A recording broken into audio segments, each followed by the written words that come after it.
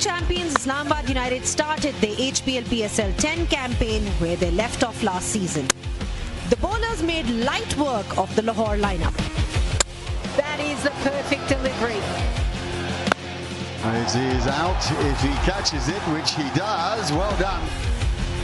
And the batters cruised home at a canter to win by 8 wickets. Smashes it down the ground, no need to run for that one.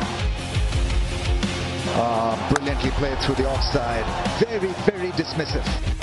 In contrast, Peshawar Zalmi had a day to forget on match day 2 here in Rawalpindi. They were smashed for 216 by Quetta before being put in a spin by Abrar and Tariq to slump to their biggest defeat in PSL history. Gone! Fahim Ashra was the fielder. Oh, that's gone up in the air and a soft dismissal. Can the champions continue to dominate, or can Zalmi chalk up their first victory of the HBL PSL Season 10?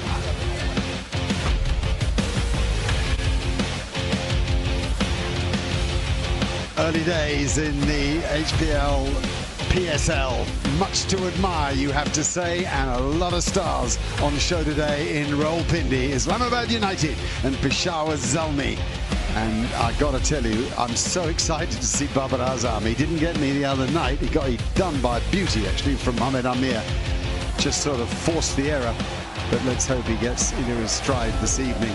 Very impressive performance from Islamabad United. They brushed aside Lahore with considerable ease. Jason Holder was very good. Colin Munro even better, I would say, with the bat later in the piece. Plenty of yellow flags about for Zalmi and much excitement as the players arrive. It's always sort of tense when you turn up at the ground. Everybody a bit serious and getting ready for a game that, well, not everybody getting a bit serious. But Jason certainly looks engaged by a bit of rap. Zari Joseph, such a talent. Yes, a very warm welcome from all of us. Wonderful views from the drone there. That's where we are. Early days, as I say, in the table. A couple of points each for the top 4. And the others waiting to get off the mark. In a competition of 6 teams, you're always in it, really. Your chances of getting to the playoffs are strong for a long while, and you just need to get a roll going. And I'm sure that the likes of Peshawar Zalmi, presently bottom of that table, know that. Vast experience in their coaching team and amongst their players. They're an exciting side. The top 4 teams qualify, of course, and they've qualified every year of the tournament. Having said that, of course, I must add that Islamabad United are serial winners. They've won it more times than anybody else, and they've got a lot of talent in their team too. So there's the surface. I haven't heard Dominic Cork's pitch report. It looks pretty dry to me. It's the 3rd day it's being used, so I'd say it was a bit slower. And well, I've got Dominic Cork alongside me, so we'll get him to comment on that in just a moment or two. But not much grass on it, as you can see. Up goes the coin, hanging in the air. And the toss was won by Ashraf Khan. He's chosen to bat first, which is unusual on this ground. Dominic Cork is alongside me. G'day. Yeah, hi, Nick. Mark, Nicholas, thank you very much. Yeah, good evening everybody else. Yeah, it is Islamabad United. They're going to have a bat first. Andres House at the top. Saib Zada, Farhan and Colin Munro's in form. They're a good side. They really do know how to win this competition, and it is going to be a difficult pitch because of the bounce, Mark. Okay, we'll come back to the bounce in a second, Dom. If we have a look at the other side, Peshawar Zalmi. They got Babar Azam and Saim Aoub, who is just an outstanding player, and actually they're the most successful pair at the top of the order in the competition. Mohammad Haris, Tom Cadmore, great ball strikers. Keep your eye out for Mitchell Owen, Hussein Talat and George Linder. Don't miss on George Linder. He's a fine cricketer, and those guys in the middle order are powerful ball strikers, fun to watch. Zari Joseph has pace and skill. Muhammad Ali, it's a good all-round side, actually. They've got plenty to offer, and I'm fascinated by the contest tonight as they go head-to-head with the side who are I'd say most impressed so far. I say that because the way that Islamabad United played in that first game was highly convincing. Just come back to that pitch a bit, Dom. We're on the name game. Thanks, Mark. It's very dry and it's been used for the third day, and the decision to bat first comes because they reckon it'll slow down more, I suppose. Yeah, and I think also they go on their stats quite a lot, and I think when they look at how the pitch is played in previous years to this year, we've just done a little piece on the bounce as well. It's slightly keeping a little bit lower this year. So they've made those two changes, Islamabad United. In comes Ben Dorshus, and also the young lad Syed Masood, who's from Peshawar, an emerging batting all-rounder. So he comes in as the two replacements, and they're just going to try and get a big score. I think that's what sides are going to look to do. Get big scores, try and put the opposition under pressure, squeeze them at the beginning, and try and win the game. Aleem Dar on the left there. Oh, there he is. He's back. The great man, Aleem Dar. Good to see him. A fine, fine umpire heading out there with Nasir Hussain. Rashid Riaz is the TV umpire. Ranjan Madigali, the great Sri Lankan of a few years back, I have to say, but still hard at it as the senior match referee. So I suppose another reason for choosing to bat first could be that they want Peshawar Zalmi to chase. They haven't done that very well in the last couple of years, and Bubba will just be calling on focus. I mean, you can almost see what he's thinking. Concentration. I think these games whiz by you, and you just have to hold you. You drift off. You can lose a game of T20 cricket in 2 overs if you get it badly wrong. So I think concentration will be the strength of his message. Two opening batsmen whose names don't ring around the world, but boy, can they strike it. Andries House and Sahibzada Farhan. Do you know a bit of Andries? He played, I think, for USA in that recent T20 World Cup. He's from South Africa, and obviously now he's playing for the United States. He plays a lot of T10 cricket around, franchise cricket around. He's a dangerous player. He's quite a short batter. He looks to try and pull and cut. Typical South African, looking to pull and cut. He's a good player, and that's exactly what he wanted to try and do in this competition. Get them off to a good start. Yeah, great thrill for USA to have played in that T20 World Cup. Cricket in such famous cities as New York and Dallas and all sorts. I saw the India-Pakistan game in New York. What an occasion that was. This purpose-built stadium that was then taken down at the end of the tournament. Rather depressingly in a way. You felt it was ready for something. Anyway, an interesting game here, as I've said. Islamabad off to a good start. Peshawar still in the blocks a bit. It'll be very interesting to watch the early exchange. Sahibzada Farhan. A strike rate of 119 is low for this format of cricket, particularly when you're batting in the power play. And this guy can bowl. This really is a top-class West Indian with a big heart. Plenty of pace, by the way. He really gets it through. And a good bowling brain. I've got to slip in place, as you'd hope, 4 in the cover ring. Pretty orthodox starting field. Third man down. Square legs back, fine leg and mid on. That's the leg side field. So you think he's going to bowl around about fourth stump, off stump, just outside that sort of line. See if he can get any away movement. You've got to be careful not to get too wide. You get thrashed away through that offside. These quick outfields beat the infield and race to the boundary.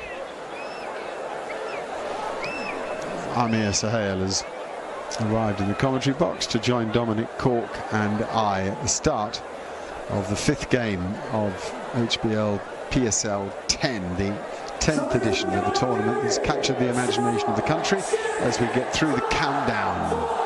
3, 2, 1, and blast off. Alzari Joseph, big, tall, strong man. And a good start from him.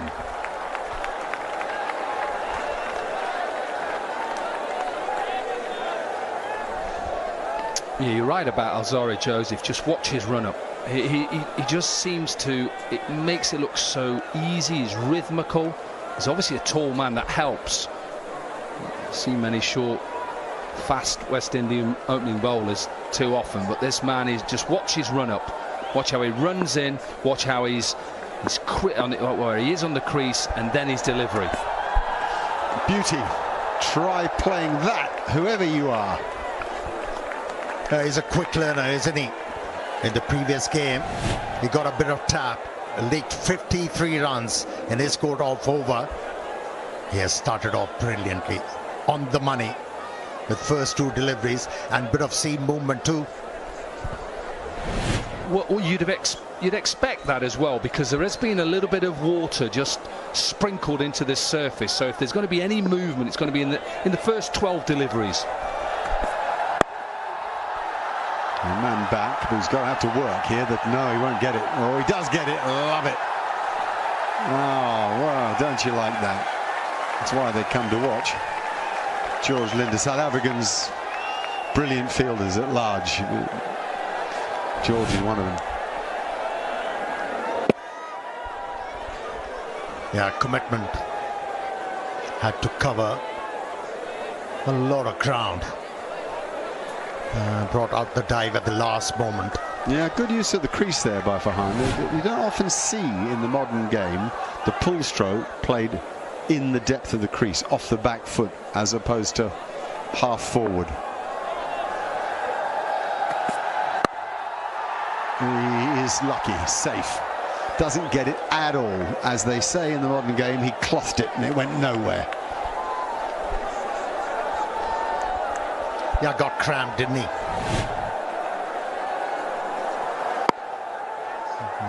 When you're looking to pull the ball, you have to meet the ball at arm's length. Wasn't the case. Very lucky for Han. Having watched Andres House quite a little bit, he likes the pull and the cut shot. The man is set deep on leg side, and third is in place. Just whether Alzarri Joseph gambles and goes a little bit fuller.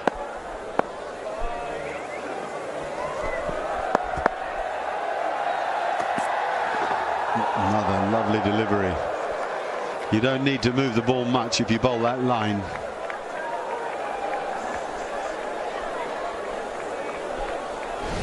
The batsman, given all the angles, so the batsman feels that that's coming at middle stump, and he plays down the middle stump line. It just holds its line a bit, its original line, so without actually seeming away, it feels to the batsman as if it has moved away. And that's a hard ball to play, particularly if it's bowled at 140 kilometers per hour.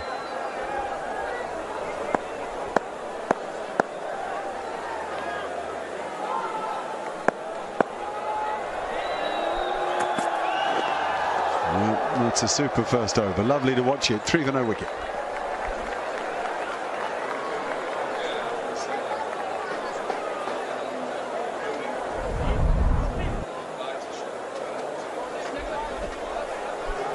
There are the teams. Changes. Sad Masood and Ben Durshas coming into the side for Islamabad United, and George Linder for Peshawar Zalmi. A lot of talent. I said in the introduction, there's a lot of explosive cricketers to watch here in this tournament.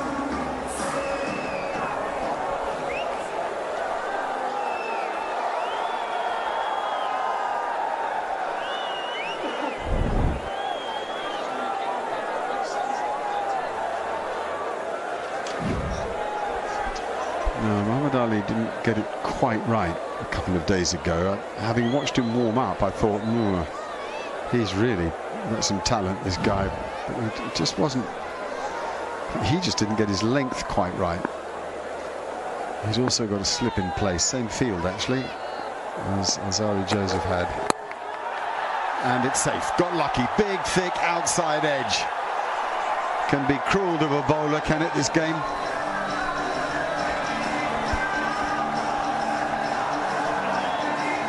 First boundary of the evening. Wasn't in control. He was intending this to go towards extra cover. Just sliced off the face of the bat. Very lucky. Didn't go straight to the fielder.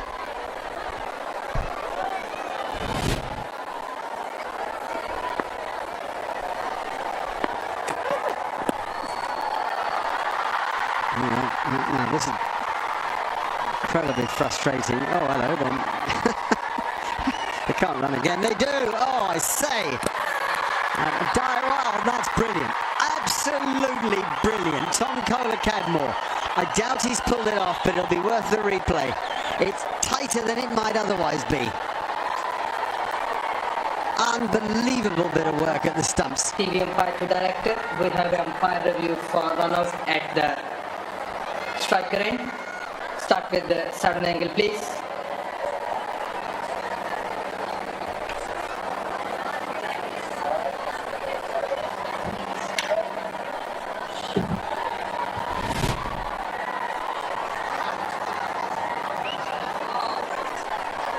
Freeze it here.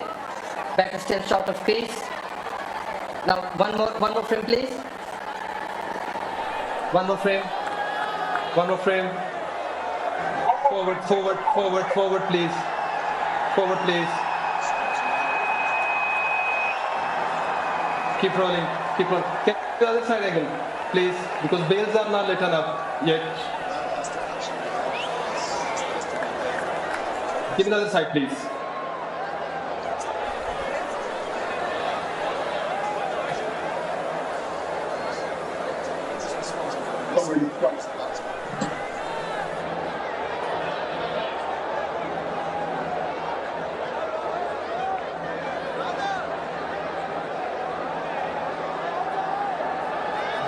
Yes. Batter still short of crease. Bails are lit up. Satisfied.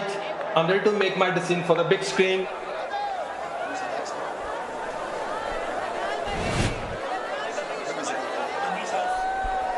Let's wait and see. It's tense and it's out. Brilliant. Andres Hoss. Done by Tom Kohler-Cadmore, and he'll kick himself for not throwing himself at the line. I don't think he ever thought he had a problem because he saw an inaccurate throw. Kohler-Cadmore had another idea. Just talking about the quality of fielding in these tournaments. Here comes Colin Munro. 9 for 1.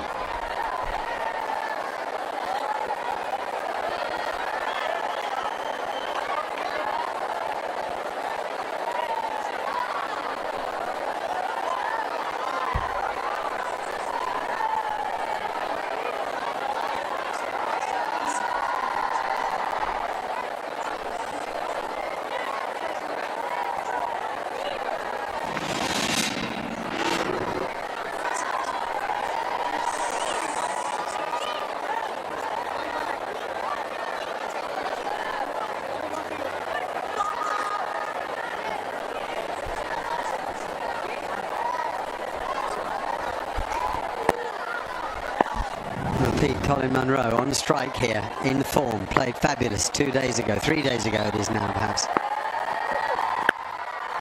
And he's away. Good start. It's a good over this. A good, go on, Corky, you got I have a question for the two batters to my right-hand side.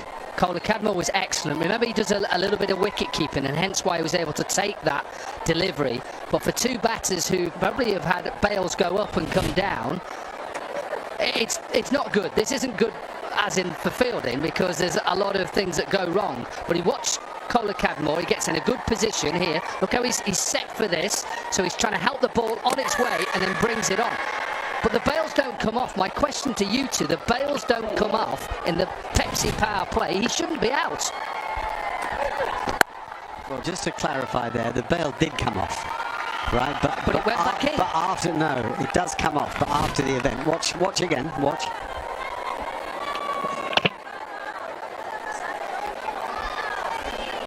But you could argue that the bail came off after he crossed the line, that the bail lifted and went back to its original position before he crossed the line. You could argue that. Well, I think this question should be taken to MCC Technical Committee, not us. That's called passing the buck, and it's very poor form because you're employed to commentate on the cricket, and something's happened at the cricket. So you've got to give a view. And now it's flashing, and now the bail is flashing. So it's obviously something wrong with it. Well, there are so many ambiguities. go on and on and on. So I couldn't agree more. let's stick to cricket. Because initially we thought that the bail had jumped out of the groove and back into the groove. And then we wonder why it's given out, because clearly you wouldn't be given out bowled if that had happened. So it's interesting to see that the bail then does tumble off. We probably need a replay of the whole thing from start to finish just to keep our director occupied.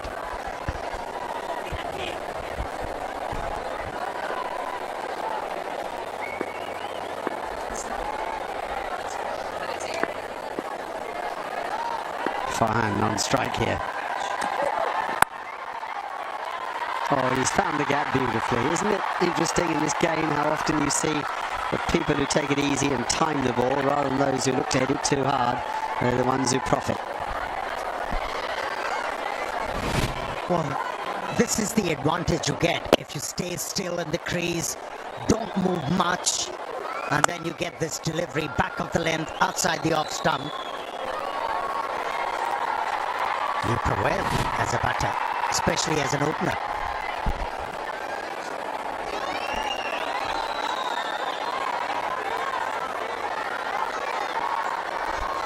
Incredibly dramatic second over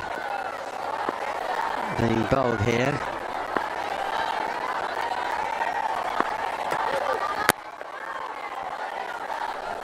Into swing there, and finally the second over comes to a close, 14 for 1.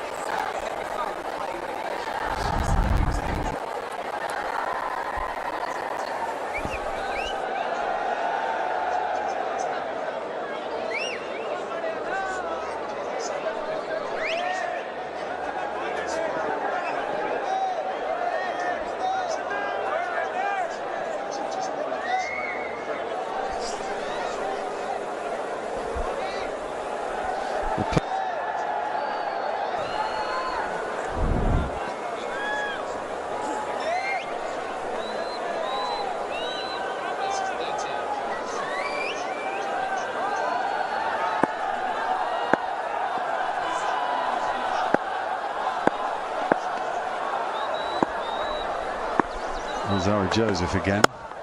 Oh my goodness me. That is, well, that's form, isn't it? That's the beauty of form. And in his previous outing, he was aiming to hit towards that in that region.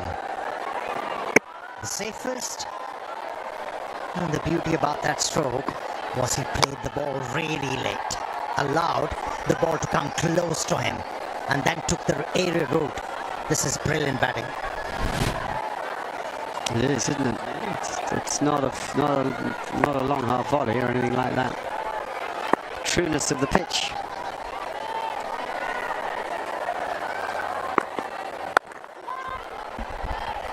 That's a better length. That's the first time that four where Joseph went full at him and he just hit it straight down.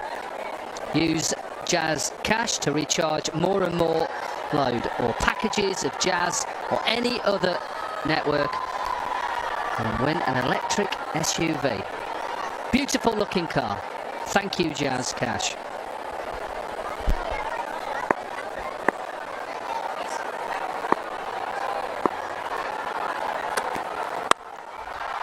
Another good hit over the top by Colin Munro. You give this guy room in this sort of form. It's really hard to bowl at him when you haven't got any sideways movement at all. You've just got to give him no room. That's the only rule. Get it in, tight it in. Now, it's a present for a left-hander. They're so attuned. Using that room outside the off stump. The moment he picked the line early, he went after that. No stuttering on the cue. Middle it.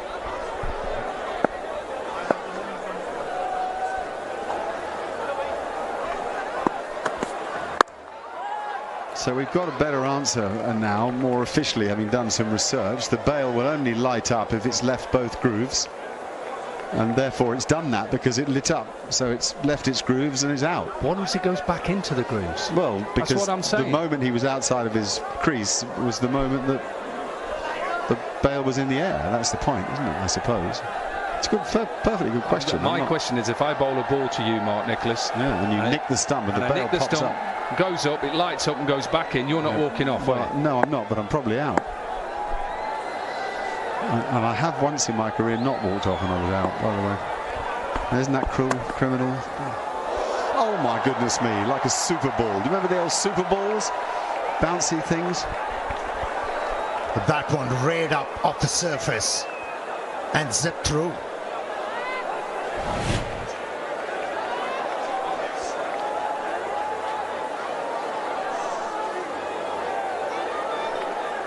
It was hard for the wicketkeeper to collect this one as well. Kept bouncing over the head of Haris.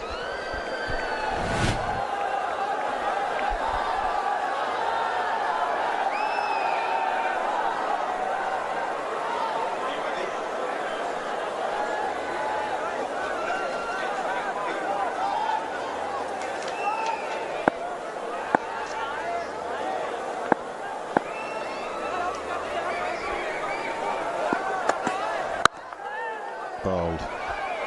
That's nice. It's just back of a good length and in at middle stump, and the batsman tucks in behind it. And the truth is, you don't mind singles in this game. BYD leads the world in electric vehicles. The HBL PSL leads the game in talent. Scan the QR code and vote for the player you think should drive home in the BYD seal as players of the tournament from BYD. Thank you so much.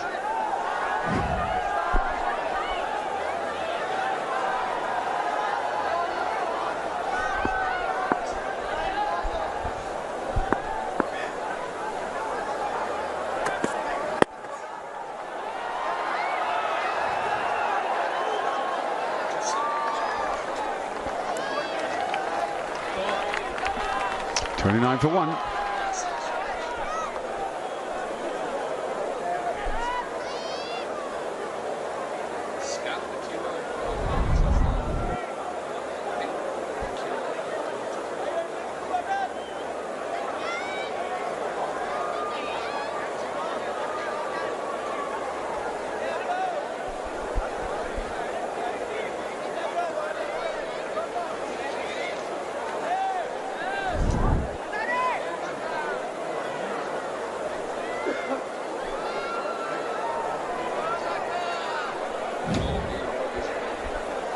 George Lindo.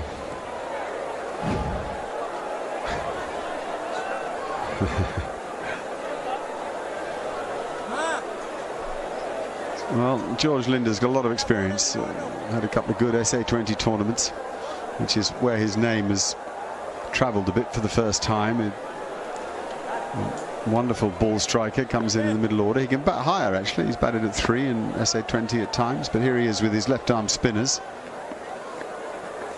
Oh my goodness. That is Sahibzada Farhan, who's giving him absolutely no respect. Well, this is the peril. Bowling in Pepsi. Power play. Improvisation from Sahibzada Farhan. Reverse sweep. Not afraid to hit the ball aerial. Well, it's a good shot because it puts that man under pressure straight away.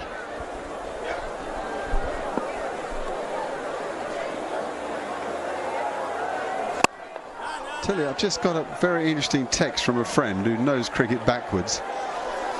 If the same run out had happened with wooden bails, it would have been not out. But with LED bails, if one of the bails lights up and is dislodged, the wicket is considered broken. So that's that. Oh, go fetch, go fetch!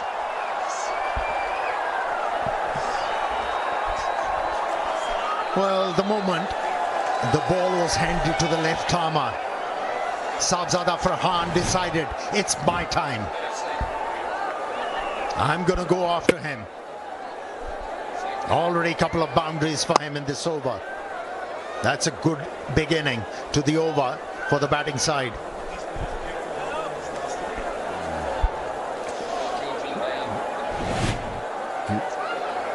It's not like bowling in, say, Pal, where the left arm, the finger spinners have had success in SA20 because the ball sits in the surface. In Johannesburg, oddly enough, the ball spun quite a lot with dry pitches and so on. Here, it's flat and they can just hit through it. Yeah, and these two know each other well. They played for the Qalandars last year, Farhan and George Linde, so they know each other.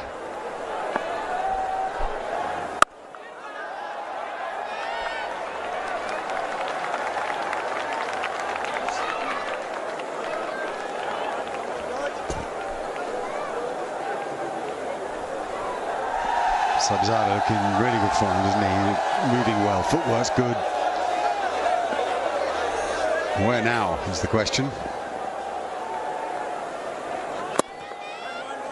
Mid-wicket is the answer. Just a single, he'll retain the strike. No, he won't. There's one more ball left of this over. Colin Munro will be on strike.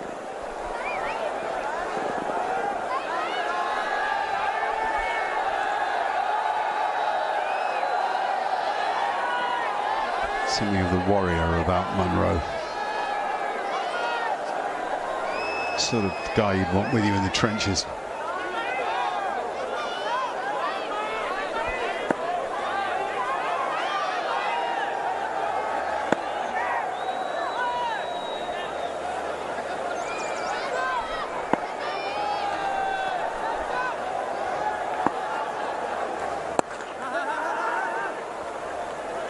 Well, Sabzada will get the strike. It's 40 for 1.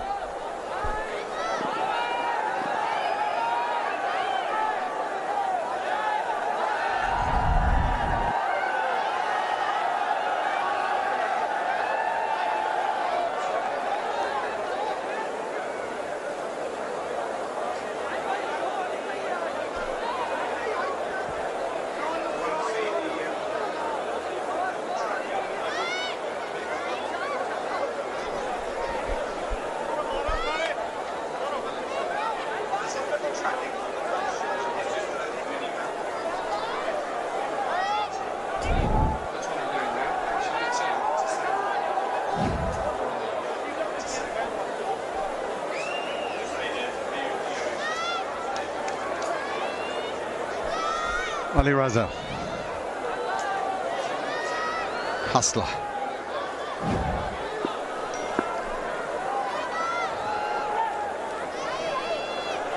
Likes to get stuck in. Here he comes. It's not easy bowling to these two guys at the moment. Well, particularly if you bowl with width.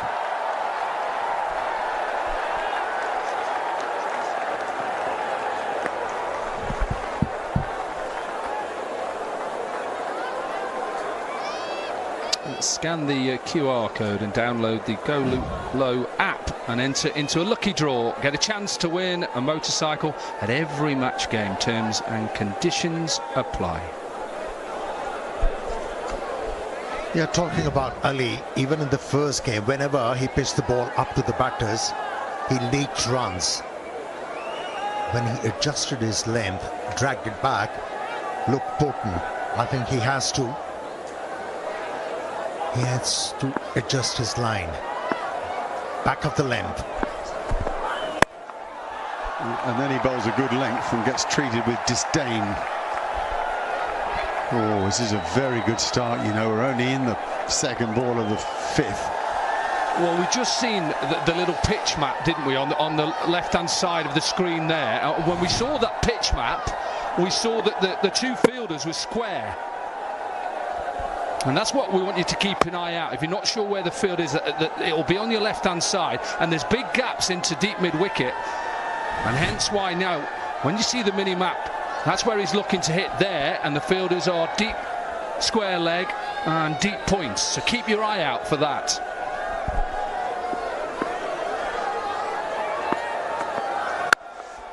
Shot boy, none better than that. He's motoring. 50 arrives in the fifth. That's elegant, very elegant stroke from Sabzada Farhan. Just timed the ball. And the timing was exquisite. High elbow, full face of the bat. Just imagine that you're 17 years old. If you're at home watching, you're 17 years old and you're running into these guys playing like this. This is not easy. 17 is, well, not but a child, but a teenager for sure. And he over pitches again, and then the fielders don't back him. Oh, that's a bad narrative.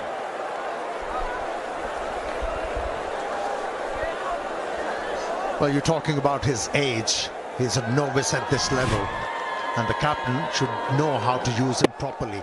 Once, with the new ball, a short third man is given to a right-arm fast bowler looking to bowl over the stumps. You asking the bowler to bowl within the stumps, and you get predictable.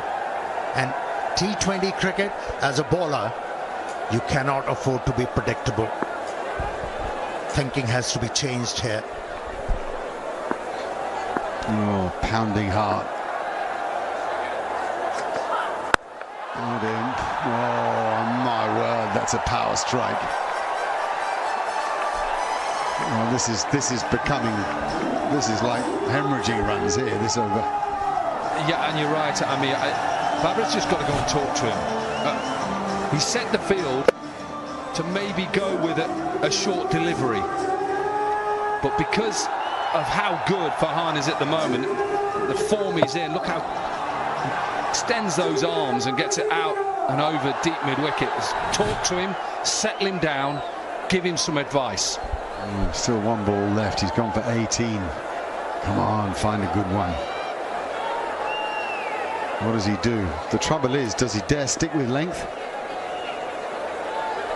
Oh, Dominic caught quickly. Where's the ball now? Two. Full and wide. He's got to go full and wide. Oh, well, he does. And it zips off the edge. It's a full bunger. They put on 50 together. There's 22 off the over. It's 5 overs, that's all.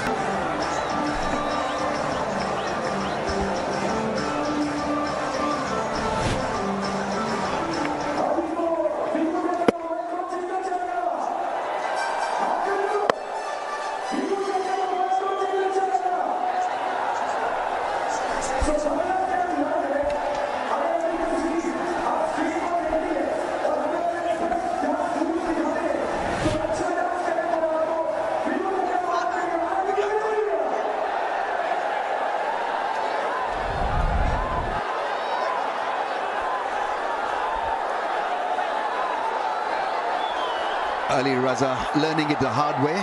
A lot of potential as far as pace is concerned. We're talking about a kid bowling at around 142, 145. Aim for Yorker. I think this pitch demands you to go full, maybe develop a bit of variations. Into the gap for 4. And that's been the running order so far. Run down the pitch and absolutely have a whack. Hello, Lisa. Good evening, Ramesh and everyone else. Yeah, what a wonderful start from Islamabad United, 66 for 1. And even though we're in the final Pepsi Powerplay, they're still trying to find as many boundaries as they possibly can. And that might mean just moving around the crease. It's a tremendous partnership. Sahibzada Farhan, 47 of 21. His strike rate has been very, very impressive.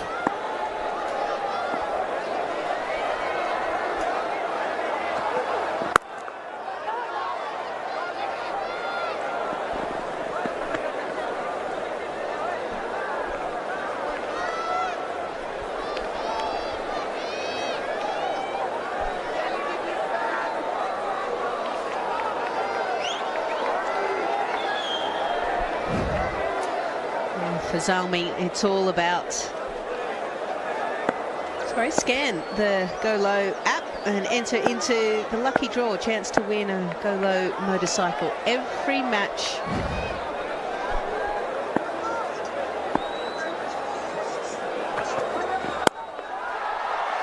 India and just about beats that man at mid-off.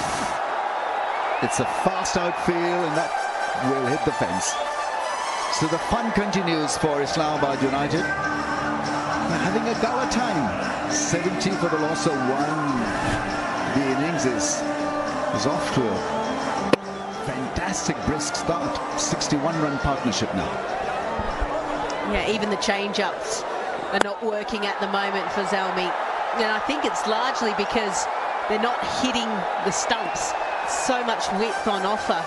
That one held in the wicket. Real drop from 135, 140 the first ball to 115.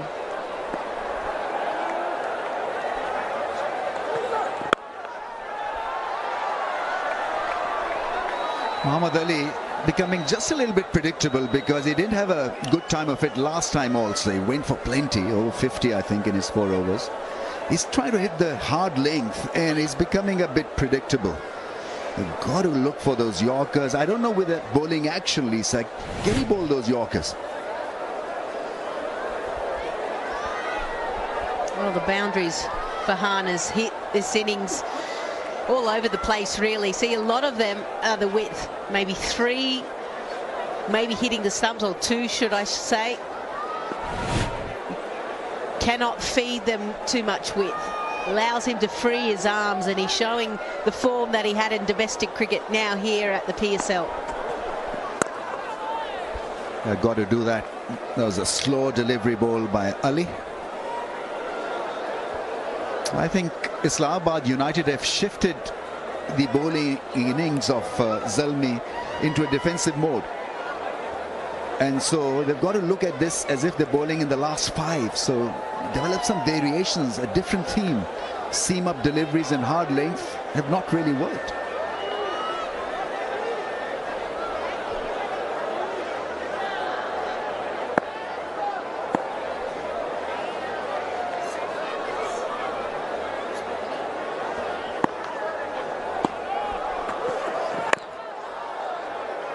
Inside edge earns him a single. And after 6, it's 73 for 1.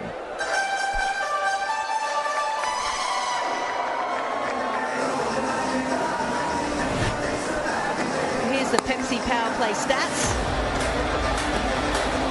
So basically, Islamabad United have come out hard. Only the 1 wicket fell, and that was a mix-up in the run-out. Andre House, I think if he had his time again, he wouldn't call him through. And then it's been the Colin Munro show. And Farhan, he's been the real explosive batter, quite happy to be inventive. Just little shuffles where they move around the crease to be able to access the ball. And whilst there's only 2 fielders out, might as well capitalise.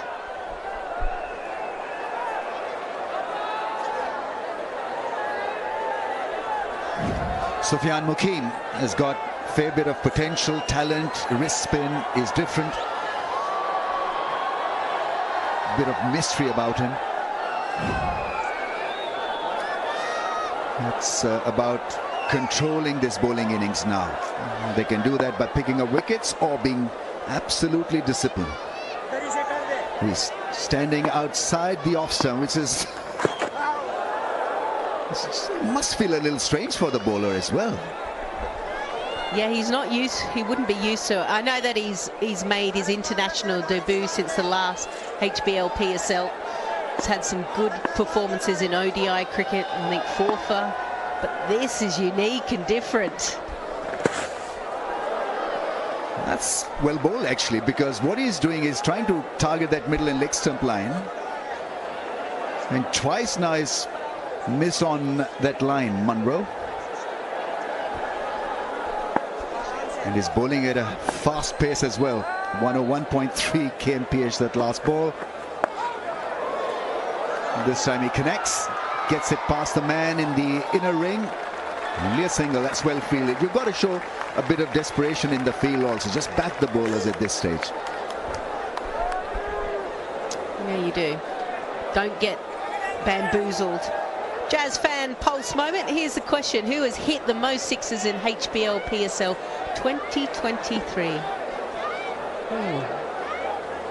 I know it's not TKC.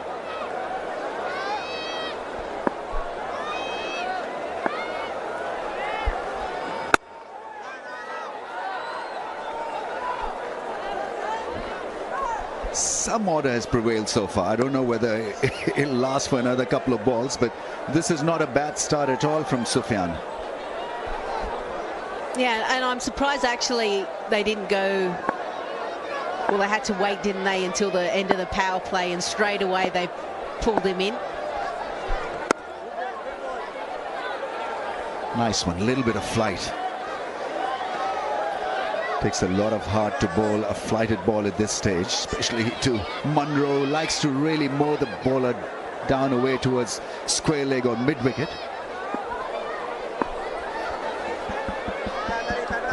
On 49, just a single away from his 4th 50 in HBL PSL. Gets it? No. And it's a dot. 76 for 1.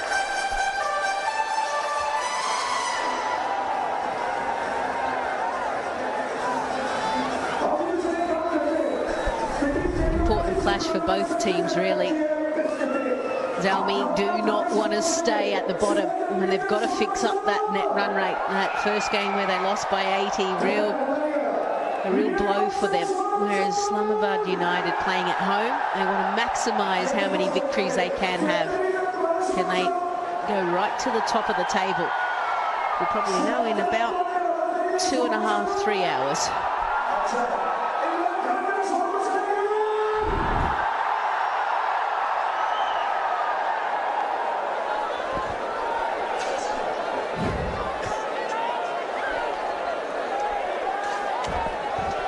Hussain Talat coming on to bowl.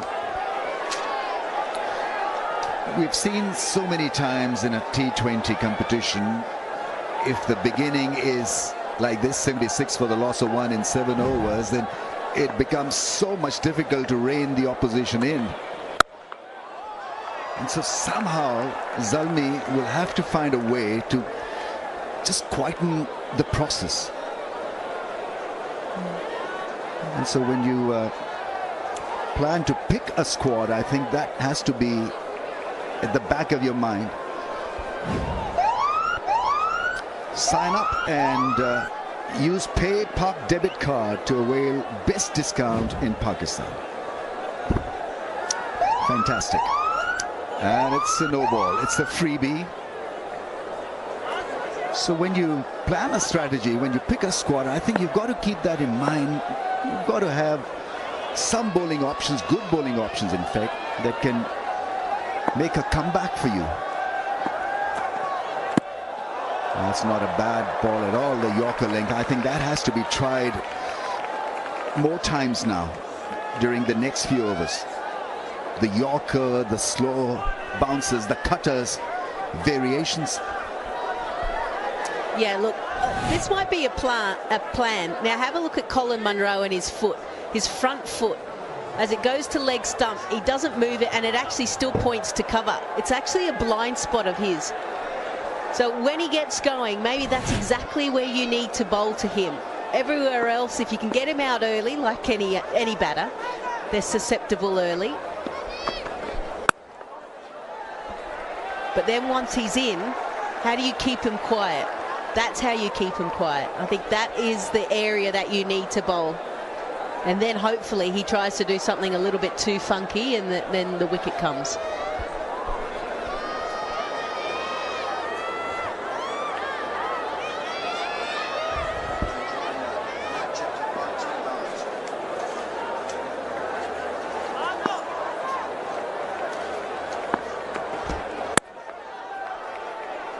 He's running hard, he's ran well, he's batted well. It's been a terrific half century for Sahibzada Farhan. His strike rate has been absolutely outstanding. We're talking about an opener getting you runs at almost 200. Yeah, it must be a nice feeling coming back to Islamabad United, where he started his HBL PSL, and then being able to have an immediate impact, bringing in his domestic form here at Pindi. 6 4s, 2 6s. On the bounce, doesn't beat the fielder at long on.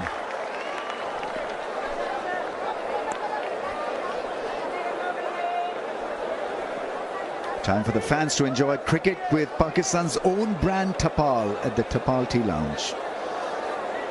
It's a wonderful corner. I like colour red actually. You know, in 1992 World Cup, the kit that got sold the most was colour red of Zimbabwe. It somehow catches the attention. It's nicely played into the gap, creating a little bit of space by moving around the crease. Just like when you go buy a car, you want the red car. It goes faster, doesn't it? Get noticed faster. A Ferrari, a Porsche, if you can afford it, obviously. For one.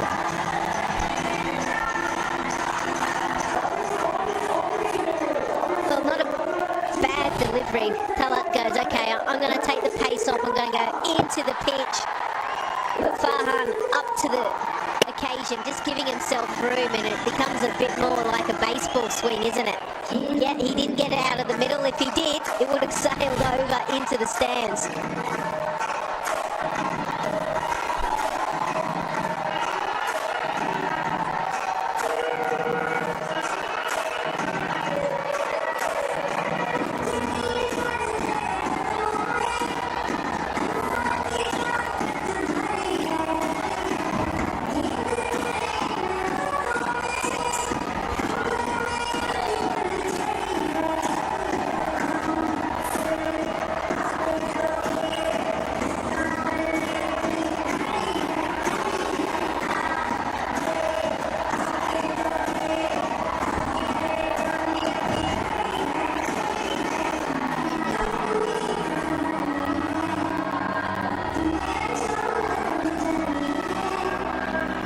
For the loss of one. This is happening for Islamabad United.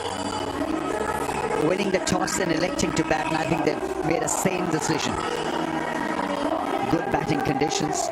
Surface look pretty true, and it is playing true.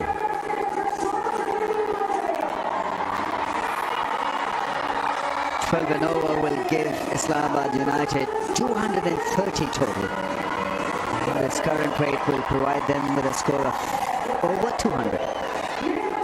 And I think this is a pitch where 200 can be tracked down. If you bat sensibly, if you develop a couple of partnerships, you can be home.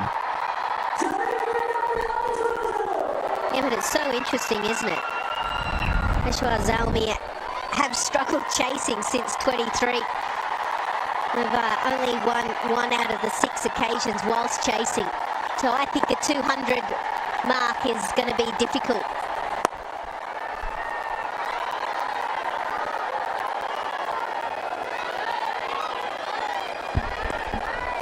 That's why I really loved Shadab Khan just saying, okay, we won the toss, we're going to bat first. You know, if you were to look purely on what you should do at this pitch, you should chase. But he goes, no, let me look at the pitch. Let me base it on that. Oh, it's a tired pitch. Let's get as many runs as we possibly can, and then our spinners can really come to the fore.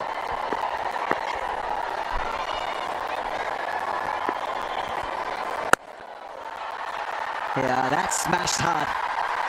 An easy ball really to airlift through the infield and then hitting the fence in no time. This is excellent batting.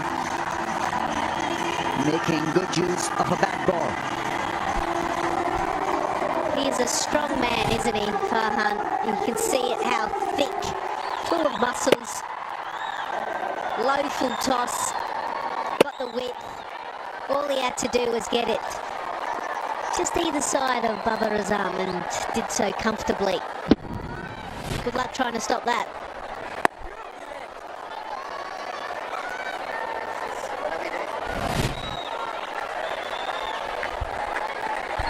Yeah, so you can see that Colin Munro just trying to upset him by standing over the off stump, and he followed him. Oh, it made a great sound, and it has done the distance. It's a huge 6. Once again, a loose ball, and Farhan absolutely lapping it up. Yeah, this is dangerous signs for Zalmi, because Farhan has managed to score 300 so far in T20 cricket. So strong, so powerful, shorter the length, and away he went.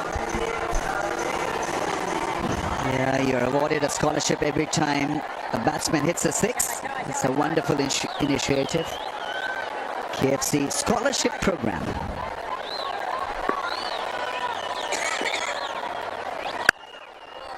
Yeah, I mean, that really is class. Absolute class. 100 comes out with a glorious shot. Strong base and a strong hit. And a strong performance, by the way. He's now 70 of just 32. And then when you look at the partnership, it's 92 off 47. And Farhan has scored 61 off 26 deliveries. He has really accelerated and motored through this middle period. So what do they do? How can they change the field?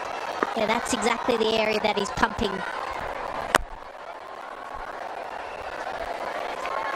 Big over for Islamabad United. 102 for the loss of 1.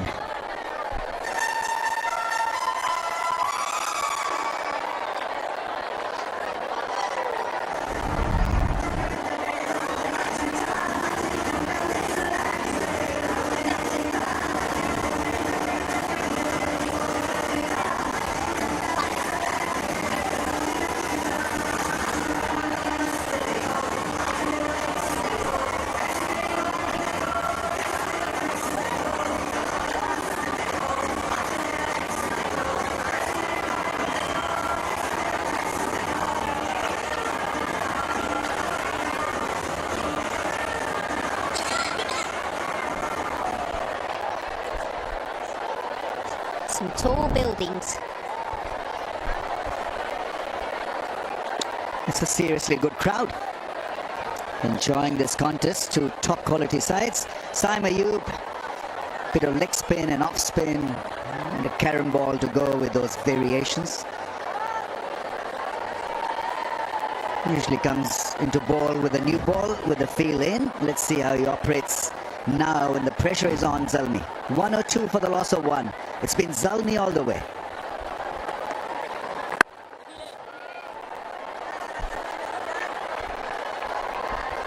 Is there any history for these two? You know, someone understanding each other, they've maybe played against each other a lot. I feel like because he hasn't bowled in the power play, this is a bit of a gamble from Babar Azam, hoping that maybe egos get in the way, maybe he can buy a wicket. I think that had a bit of an inside edge, I think. But this could be a move out of desperation also. Things haven't really worked, so why not get Siam in and see what happens.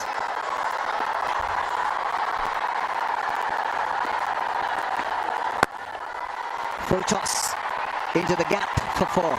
I mean, every time a loose ball has been bowled, he's put it away, and that's a speciality. That's also kind of a quality, by the way. And this 75 is his highest score in HBL PSL. Using the long handle and getting it into the gap.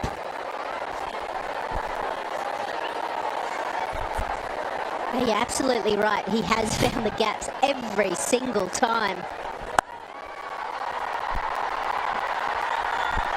And the force that he's getting, you know, when he's hitting them, they've all been hard shots. Oh, crowd selfie moment with a 𝐄𝐍𝐆 smartphone. God, they look like cool dudes right there. A winning family.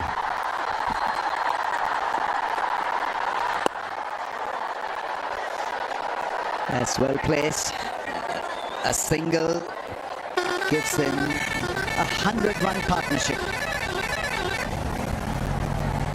Taken the game away from Peshawar Zalmi. This is a Herculean effort, really, because 153 balls just been bashing and so attractive to watch if you're a neutral.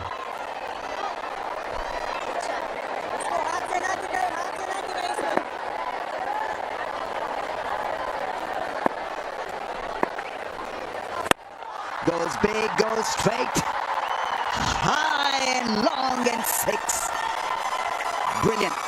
Munro into the action. 115 for the loss of 1.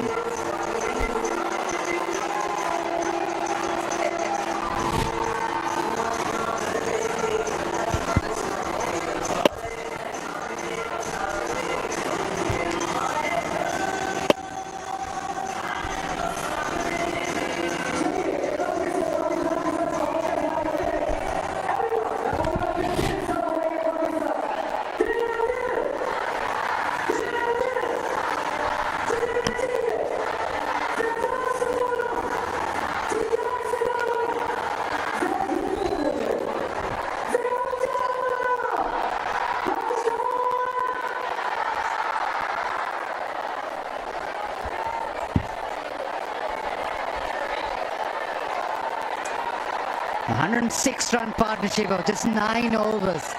Islamabad United going like a steam train. They won the toss, batted first, thinking the pitch will get slower. On this evidence, it looks like a road in the way they're batting. Sahibzada Farhan putting on a show. Now goes Cheeky, just gets it over the top of 5 leg. Ram shot, another boundary. I like that, that's Cheeky. He is cheeky. He's playing beautifully at the moment. 82 from 39. Use what pace you've got. It's not really express. It's a slower delivery, just under 110 kilometers per hour, and with fine leg and third man up in the circle. This isn't easy for the young man. Ali Raza, 26 off just 7 balls so far.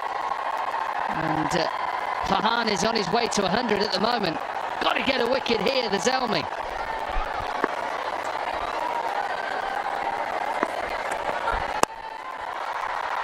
Flashes away, down to third.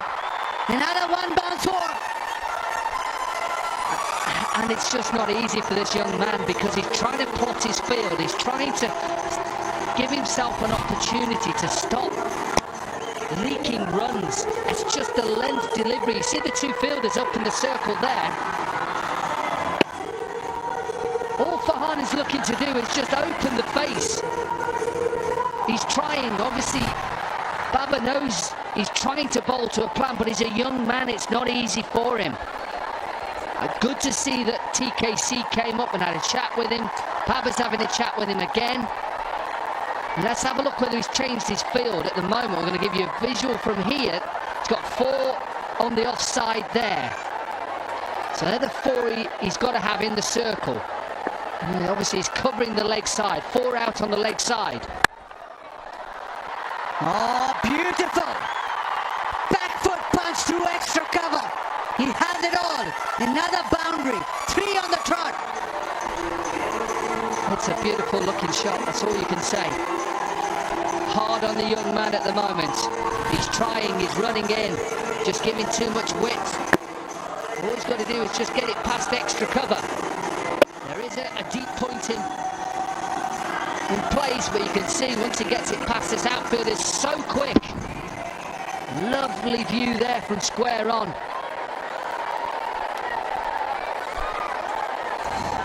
90 of 41. He's just disappearing left, right and centre. What will Ali Raza, the young man, do next? Very hard for Ali Raza into his first HBL PSL season, and you come up against a batter in red hot form.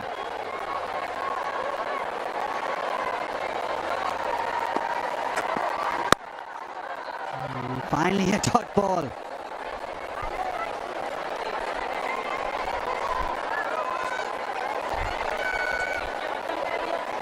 Look your best this HBL PSL, as J. Dot is rewarding the best dressed spectator at every game with a luxurious J. Dot gift hamper.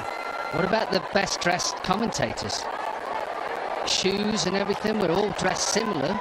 Shoes. I reckon the worst dressed should get an award. I'll win it every time.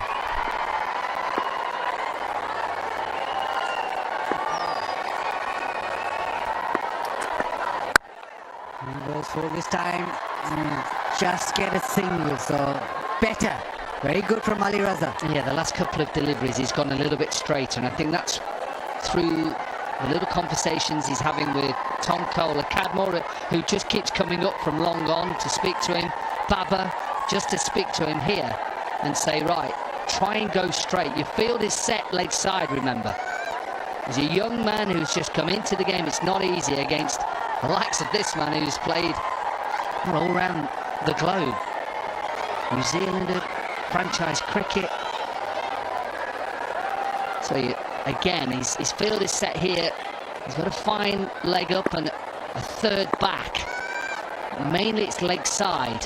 What he can't do is get too straight because Munro will just flip him. flip him leg side over that short, fine leg. Play and miss. Good pace. Good wheels on that. At the end of 11, Islamabad United 128 for 1.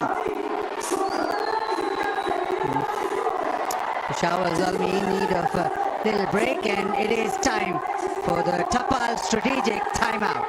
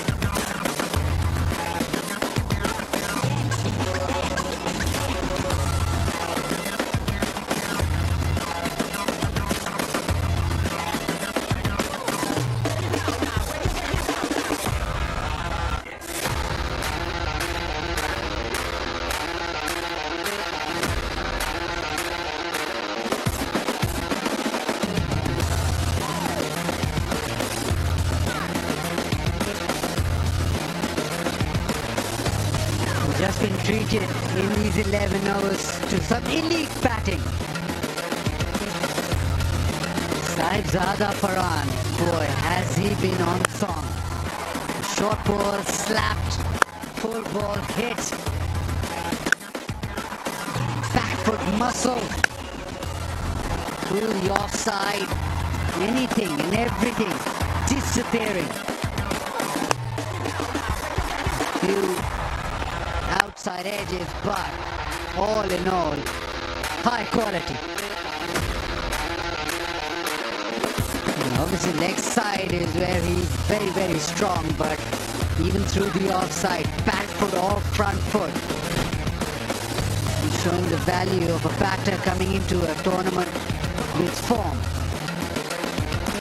Remember the recently concluded domestic national T20, he got 148 and 162. So he's still got something in the tank. 91 or 43. Linde back into the attack. His first over went for 11. Nicely bowled. Attack the stumps. Yeah, it's a good start after a strategic break. Straight into it. Strike rate is over 200. Where is he looking? Is he looking leg side again? Is he looking over, long on, deep mid-wicket?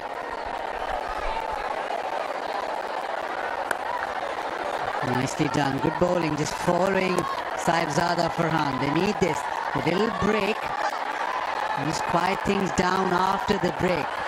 Peshawar Zalmi. At the moment, the ball's just been disappearing all over the park. Shorter and muscle again. Hit sixes for fun. This time, he's hit it straight back, but for short of a lane delivery. Yeah, just watch how he loads up on this back leg. It's not the most attractive shot in the world. Forget that. Think baseball. Think load up off that back leg. Wait on there and get your hands through it and hit it straight back over the bowler's head. It is brilliant. 84 metres. He pushes away on to 98. The Parkview City free hit for fans win a house contest. It's a free hit for fans. Visit Parkview City Facebook page to answer the question and get a chance to win a house at the end of the league. Also, mobile phones. Who scored Pakistan's fastest century in one-day internationals? That is the question. He will take one. Peshawar Zalmi will take one. Never mind, that was the answer to the question. Come on. Do you know? Everybody knows. Keep it to yourself. You can win a house.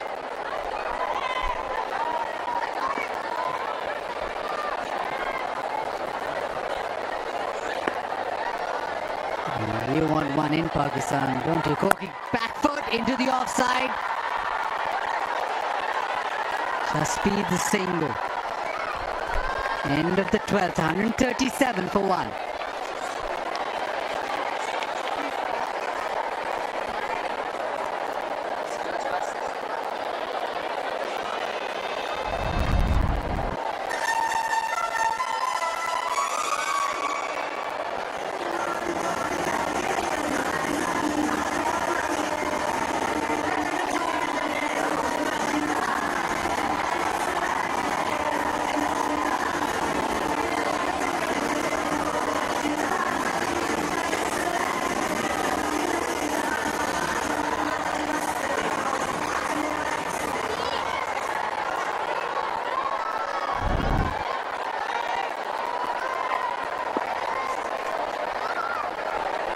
Ali Naqvi very happy. 99. Sahibzada Farhan pushes it into the leg side, and there it is. A century of the highest order. Sahibzada Farhan announces himself in HBL PSL 10. 100 of just 49 deliveries. 13 fours, 4 sixes. Joint fastest 100 for Islamabad United in the HBL PSL. Take a bow, enjoy the moment. 100 of the highest quality. The third we've seen so far in this season's HBL PSL Season 10. 23 balls, that second 50 to get to 100. Baseball again, it's short and it's thumped down the ground. Slapped away. This is just brilliant from Colin Munro. He knows there's so much room over that bowler's head. With long on and long off, quite wide, and he can't do anything. The moment is, this is all about Islamabad United. Goes reverse, nails that. One bounce into the fence. Peshawar Zalmi bleeding. 137 now, this partnership from 69. Munro, well, he's a bit of a pedestrian at the moment. He's only striking at 156. Farhan, 204. At this rate, they're going to cruise to the likes of 230. They're thinking more 250 from here. Better into the offside, just a single. Sahibzada Farhan becomes only the 5th player to score 400s in a year in T20s. He joins the likes of Gale, Kohli, Butler, Shubman Gill. 400s in a year in T20 cricket. And it's not done yet. Flat and in. Almost Floats into the bucket, solves the ball board, but another 6. 13 fours and 5 maximums. 5 maximums, and just remember KFC is awarding higher education scholarships to deserving students for every 6 hit during HBL PSL 10. It is a great shot.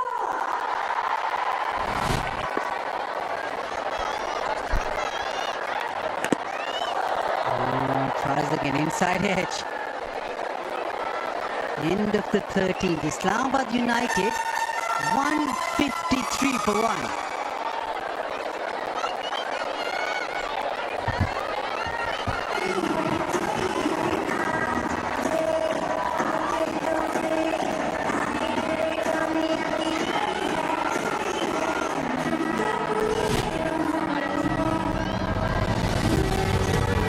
Absolutely wonderful. The joy. Farhan, the joy from United. Carried his form from the domestic season into the HBL PSL. And this has been a fabulous innings. Destructive, powerful. The 100 is up there, but the partnership as well. That 100 is the third this season. We saw that game in Karachi where Rizwan got his 100 first, and it was Vince that saw the Kings to that victory. Chance and taken finally. Something for Peshawar Zalmi. Monroe, top edge is that. Haris does the rest. Azari Joseph with the wicket. Well, I was just going to talk about the highest partnership is 153. That's just been broken at 144. A slower delivery. An off-cutter that he just tries and gets up and over that short fine leg and just scoops it to Haris. Little bit for Zalmi. Little bit of delight. Good innings again from Monroe. Gone for 40.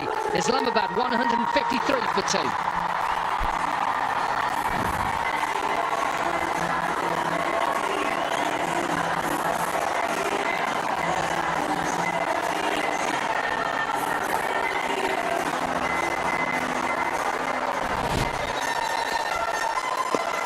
Trying to flip it away. Top edge, easy catch.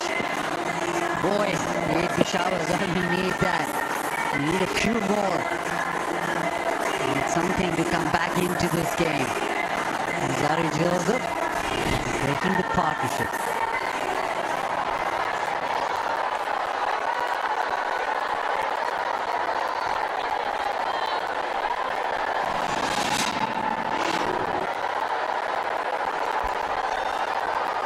Azam Khan walks in with a platform set.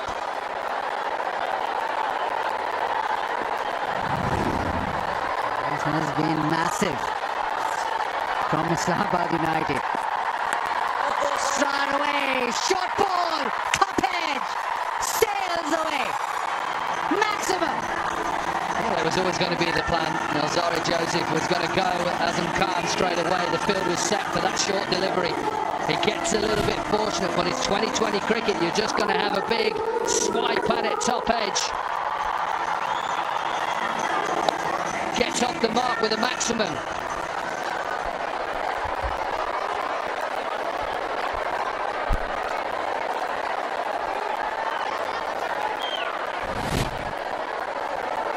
Well, 19-4, 7-6 is just complete mayhem. This is what Islamabad United can do.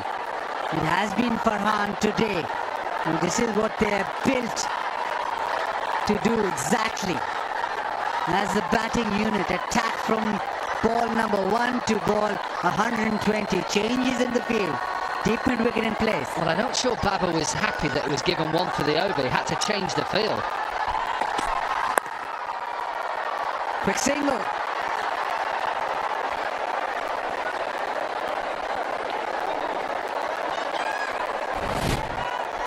Wicket again, slight pace off, extra bounce, and top edge just floated away into the gloves of Haris.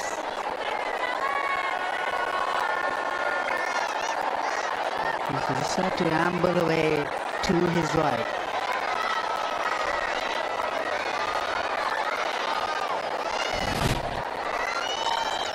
Projected scores. Look at the projected scores right now. It's 244 if they go at 13s. 258 if they go at 15s. That might well be possible.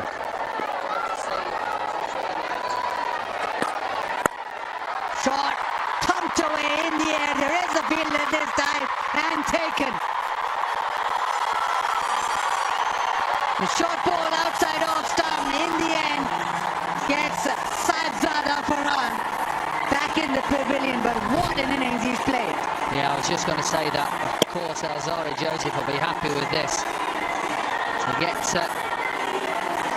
Farhan out, but what an innings by that young man. Brilliant from him. 106 he goes for, and Islamabad United 160 for 3.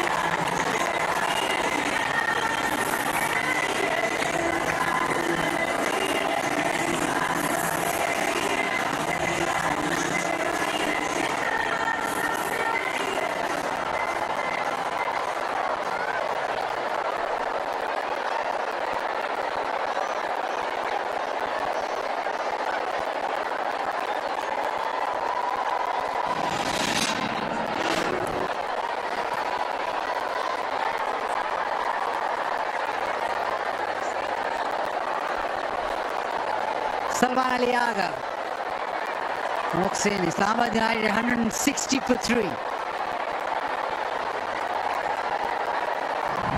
Still 6.2 overs remain.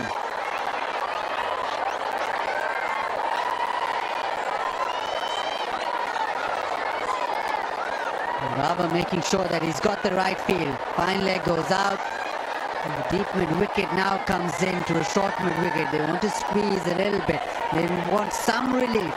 The relief came in terms of a wicket of Saibzada Farhan. And can they get some quiet overs, quiet deliveries even? Oh, the throw. Another throw. Yeah. Not at all happy. That was poor. Sloppy. It's amazing when things go wrong. They seem to go wrong terribly. Wheels come off. He's normally put them away, but the field was set because of the pace. Third was up and there was a deep point out. Plan was set, it worked this time. Good from 𝐄𝐍𝐶𝐈𝐒𝐇, but even better from that man. 40 20-hundreds in a year. First Pakistani to do it.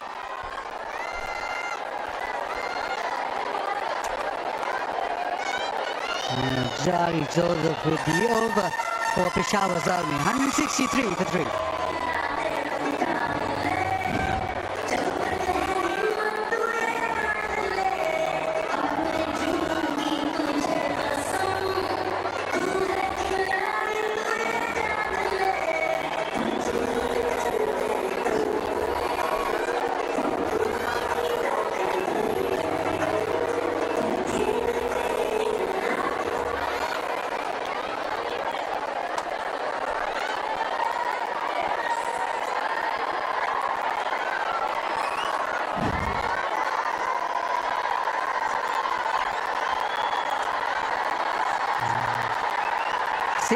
Remain.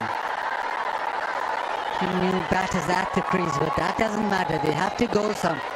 And they've done brilliantly. Have Islamabad United. Ali Raza back into the attack. 2 overs for 35. Straight away, walks across in the air. Won't carry all the way, but still get a boundary. There's Salman Ali Agha. Yeah, just using the pace. Pace is up there. There's one thing you can say about Ali Raza, even though he's been very expensive, he's got pace. He doesn't get this right, he's trying to get that in the Yorker length, the hole as we call it, and he just comes out a full toss. And with fine leg up, it's just help yourself really. He's under pressure now once again. Start of the over.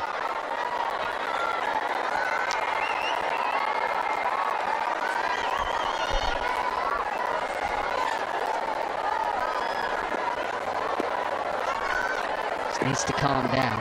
Just needs to calm down here. Ali Raza, take a big breath.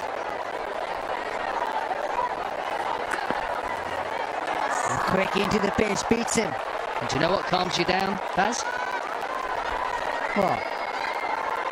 Cup of tea. Fans enjoying the match with Pakistan's own tea brand. Some garam garam chai. Tapo tea moment. Now I want one. We all want one. And you need to calm down. Too excited. It's been next to you.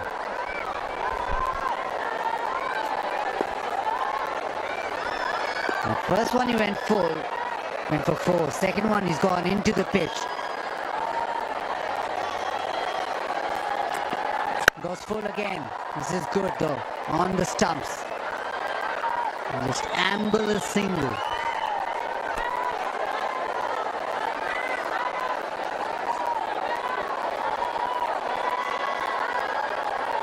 Azam Khan, a proper striker of the cricket ball. This is the exact situation that Islamabad United want him to bat in. Well, I'm thinking, can he go short at him again like Alzaro Joseph and put fine leg back and bring up third? He's considering it now, Baba. I think that's right, yeah. So this now is just telling Azam Khan, guess what? We're going to go short at you. Now, what will Azam Khan do? Will he back away and cut? Will he have a pull at it or a hook?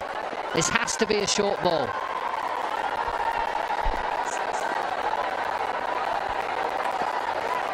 Oh, beats him. It is outside off stump. And it zips it through. It's a free hit for fans. Visit Parkview City Facebook page to answer the question and you get a chance to win a house at the end of the league. Also win mobile phones daily.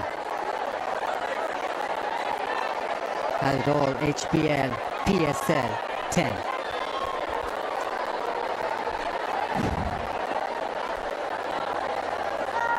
Right, field set for the short ball. First one outside off stump. A dot ball carried through to the keeper. Now does Ali Raza go short?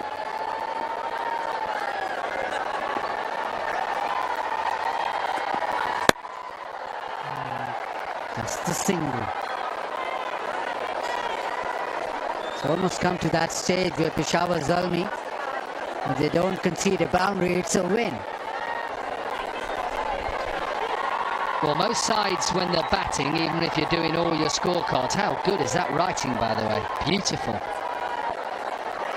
That's how I first started, Baz. I used to score for Derbyshire's second team, also my local team back in the Nil Staff South Cheshire League, scoring like that.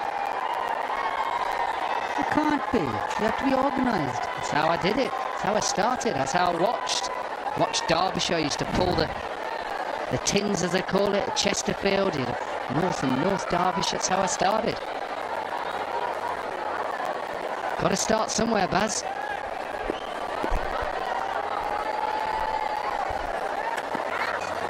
Tries to go reverse. Now they will check because this is a high one. The umpires will get together and just have a word. Lindar. Maybe there will be a waist-high check for no ball.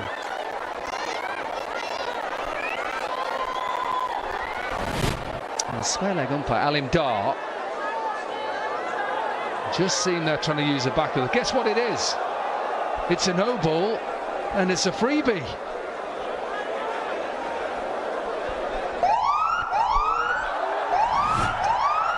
There is the siren. It is a free hit for Salman Ali Agha. I almost thought that Ali Raza had got through that over quite nicely. He's just conceded 6. Now with the near ball, it's 7. He still has a ball to bowl. And that too, a free hit, a free swing for Salman Ali Agha. Babar Azam has the word. Probably discussing where to bowl. Does he go wide or does he go into the pitch?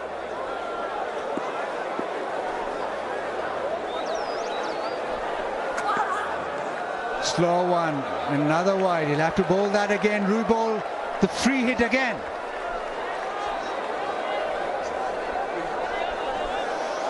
Yeah, you feel for him. Young man who's just making his way in T20 and HBL PSL. That's what it's all about. Bringing through the younger players, the emerging players.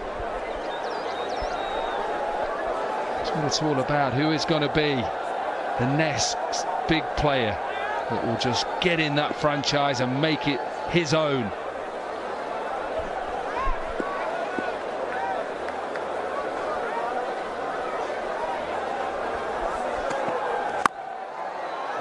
Ball into the pitch. Will Azam Khan come back? Yes, he is jogging back. Chance, no. It's a couple of runs. 173 for 3.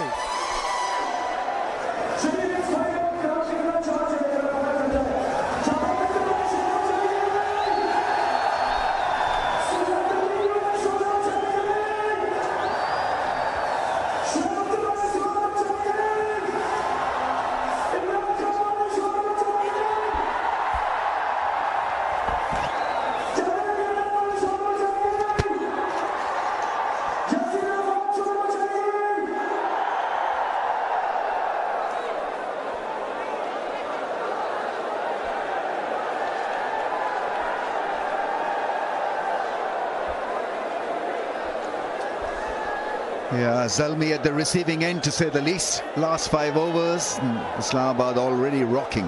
173 for the loss of 3. Mohammad Ali coming on to bowl. 2 overs, none for 22. Azam Khan statistically is a heavyweight in the middle order.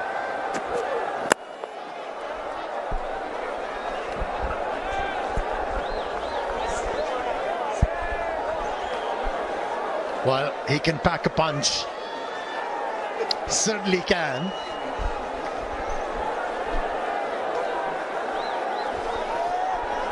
Yeah, maybe we should get him on that, hey? And see what he can do. Ali needs to punch a few.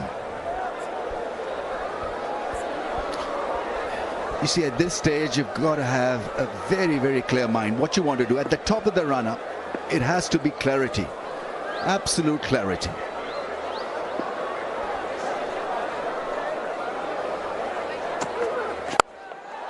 Inside out drive. That is such a good shot for 6. It's gone all the way.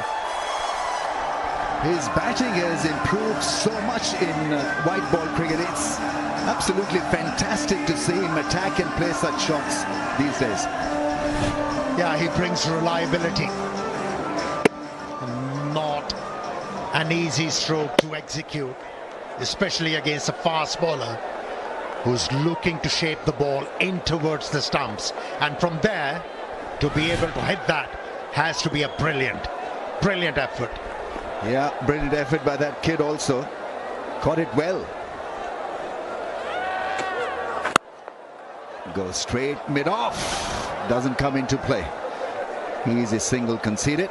Right, Vigo, tell Bhangra Cam is live. Yeah, if you see yourself on the big screen, show us your best dance moves. Oh my God. I get a sense you don't rate that dancing. Maybe we should go to the Comcam and let's see what moves you've got, hey? You're the Bhangra gal. No, sir. 2 fielders out on the offside, trying to go full and wide.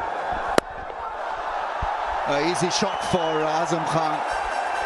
Easily done, as if it all happened in slow motion. It's not working for Zalmi. They've been put to the sword. On a pitch like this, as a bowler, you've got to be spot on with your thinking.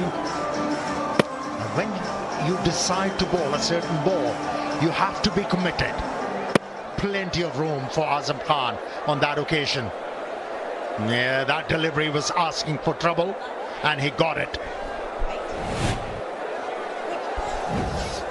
KFC is awarding higher education scholarships to deserving students for every 6th hit during HBL PSL 10. Bouncer. I think that ball is probably in against Azam Khan. I've seen bowlers really tempt him with that pull shot, and at times he's been just a little bit below par. Yeah, that's his strength, Ali's bowling into the pitch. Whenever he looks to ball up to the batsman, the venom is not there. And so many times we have seen him getting the stick. He has to stick with his strength. Yeah, Azam Khan, he does plonk on the front foot. He's looking to go down the ground. So if you can mess with his footwork.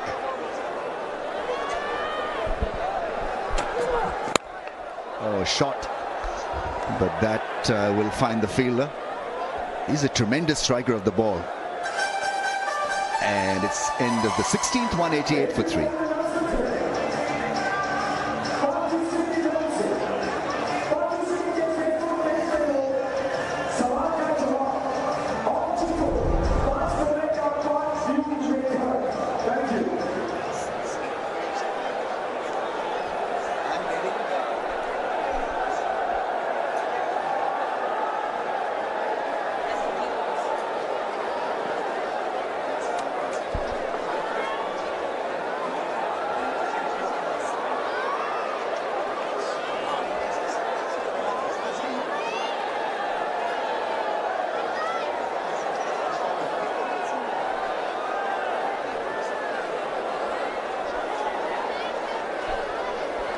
It's just been smooth sailing for Islamabad United, and they're not finished yet.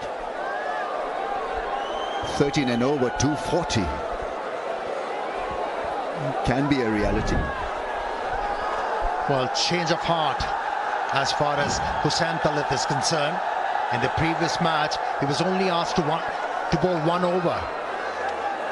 And for the second time in this game, surprising.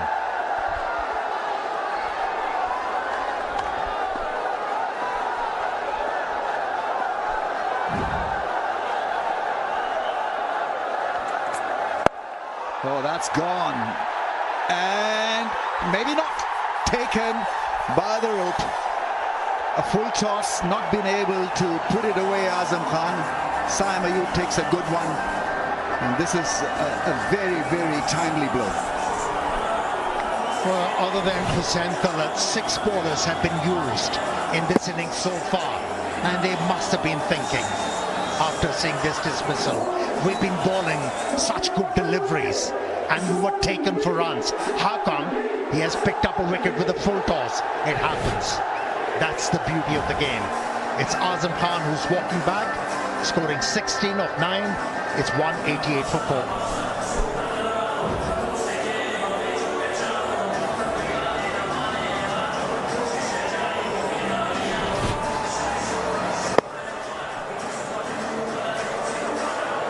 The real thing there was that it was the line that just cramped him up slightly. He wasn't able to get and free his arms through. If it was just wide of off stump, that would have sailed over the boundary. It was at the batter, which made it harder.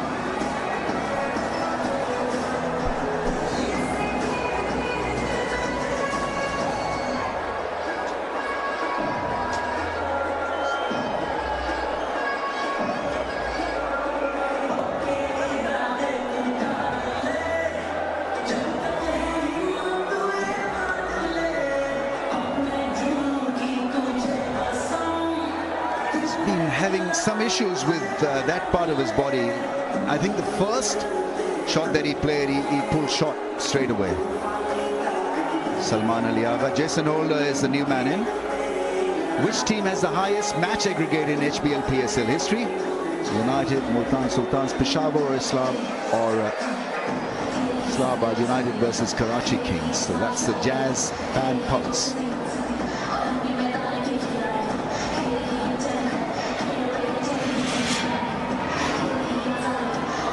Bowled superbly in the debut game, picked up 4 wickets, Jason Holder.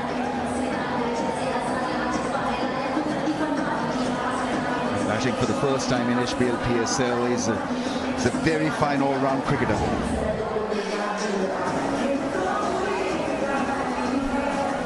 Yeah, the reason why he's here is because Khan just wasn't able to extend his arms and get a full swing of that ball. Otherwise, it would have gone all the way. Yeah, couldn't get hips into the play, Azam Khan, on that occasion.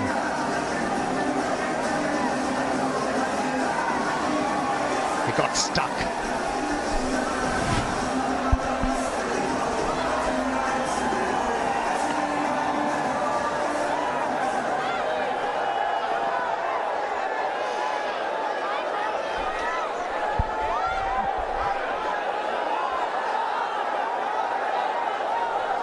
A little bit of pause, and we'll now have live action. Salman Ali Agha being treated by the physio. He's at the non-striker's end.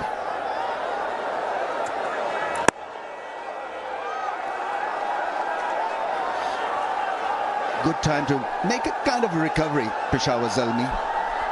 Run rate 11.51, if they can limit them to maybe less than 230, because if they carry on at this pace, they'll end up with a 230. Anything less than 230 may just help them to develop a theme when they go out to bat. And that's where Hussain Talat is trying his hardest to bring that equilibrium. So far, so good for him in this over. And they'll come back for 2. Some good running. Even though he does seem like he's in a little bit of discomfort. The main thing is the way to kind of stem the flow is picking up wickets, isn't it? How can you make sure Jason Holder, who's just out there, can you see the back of him? That would be ideal.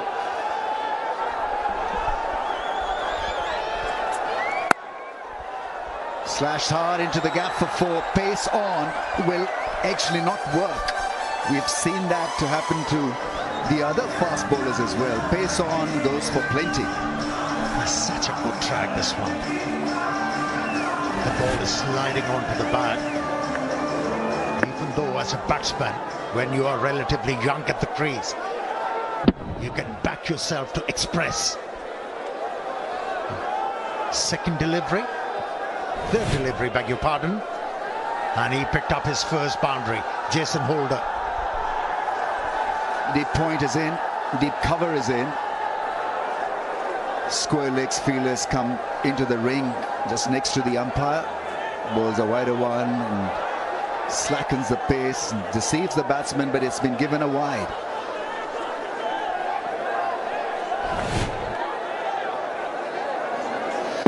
Yeah, Azam Khan wanted to hit it for a 6. Got it on the splice of the blade, I think.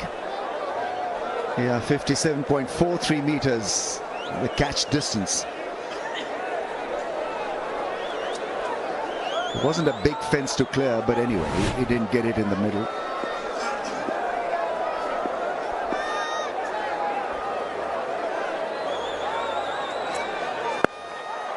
Big shot, that's gone. Is it gone? Oh, there's a chance, a bit of acrobatics.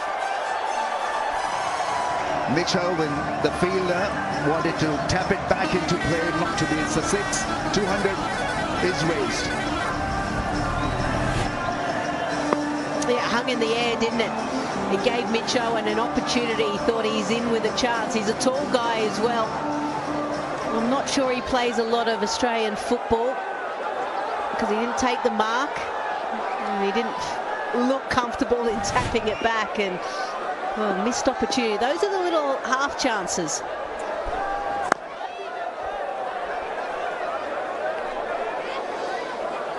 Two or 3 for 4 after 17.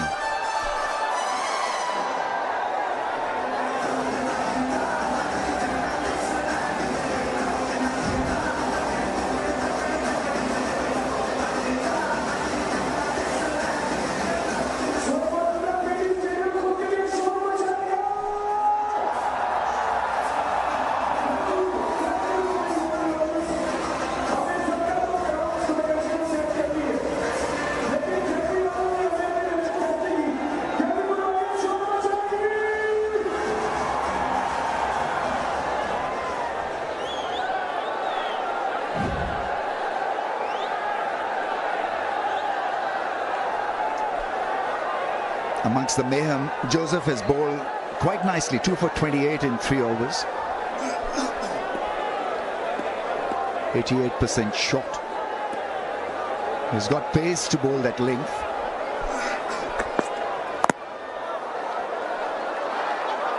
Throw at the non-strikers, and would have been a goner, I think, had that hit the stumps. Salman Ali Agha took a little bit of risk. Yeah, showing game awareness. Alzari Joseph. Now Salman Ali Agha is struggling with the hip joint, and he tried to seize the opportunity. Couldn't find the target.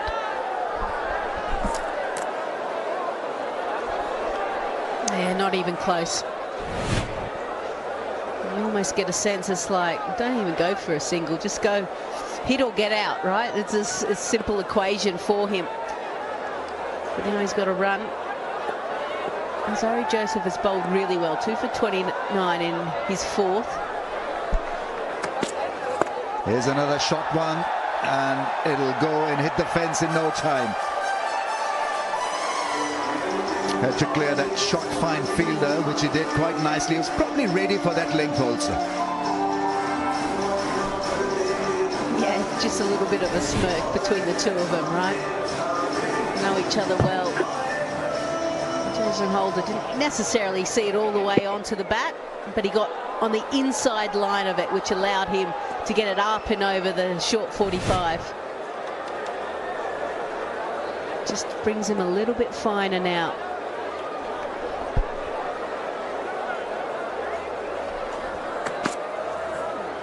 That's a good ball.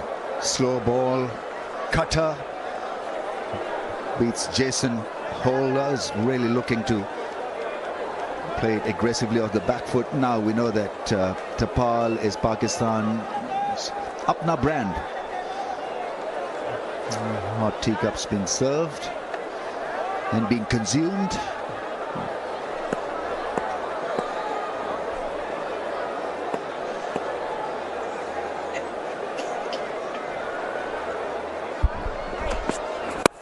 You're talking about consumed. Babar Azam must be consumed.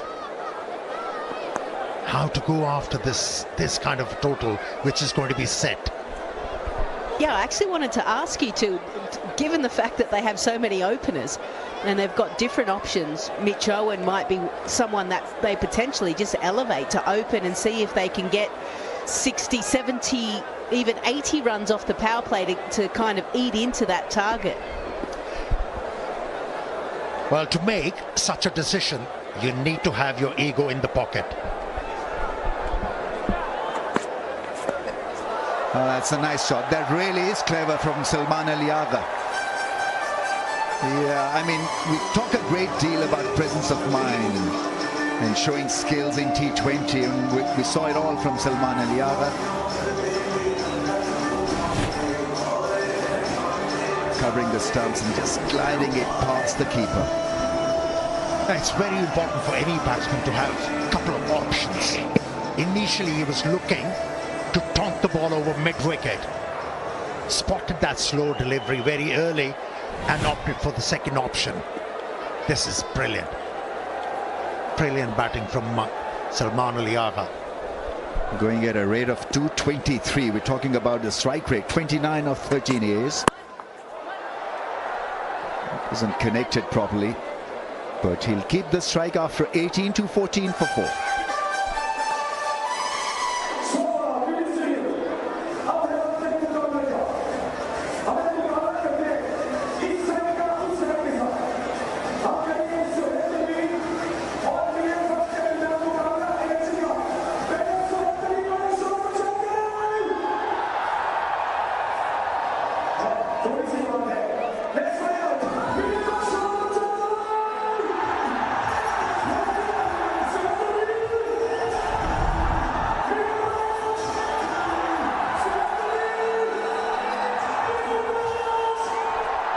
That big partnership of 144 between Farhan and Munro.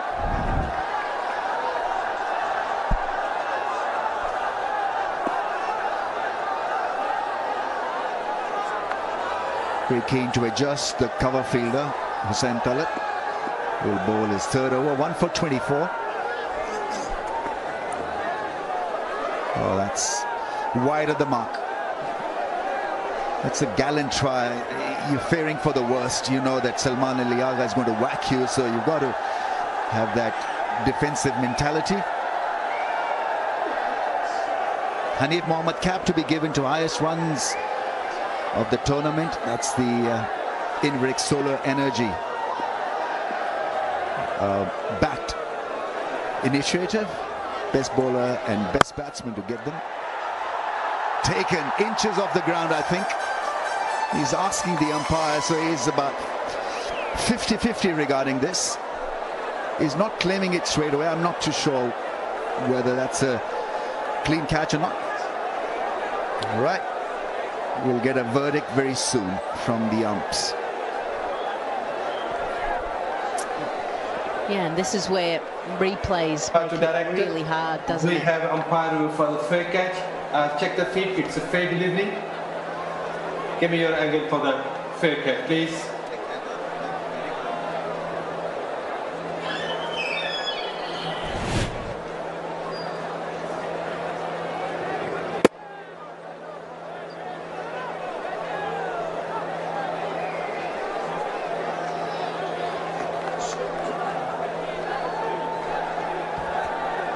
Keep rolling. Roll it back, please. Can you give me the zoom for this one, please?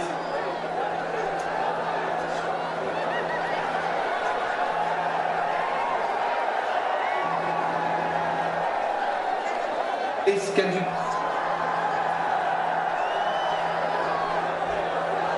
Alright. Okay. Keep rolling then. Roll forward. Yeah. I can see the fingers underneath the ball. Keep rolling. Keep rolling. Okay, can you give me the first angle again, please?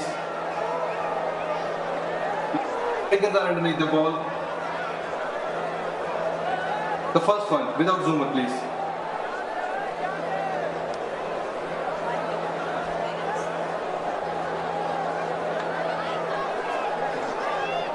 Yes. Okay, fingers are underneath the ball. Can I take in cleanly? Let's keep rolling, keep rolling. Now I can see the fingers are underneath the ball. Satisfied? Ready to make my decision for the big screen.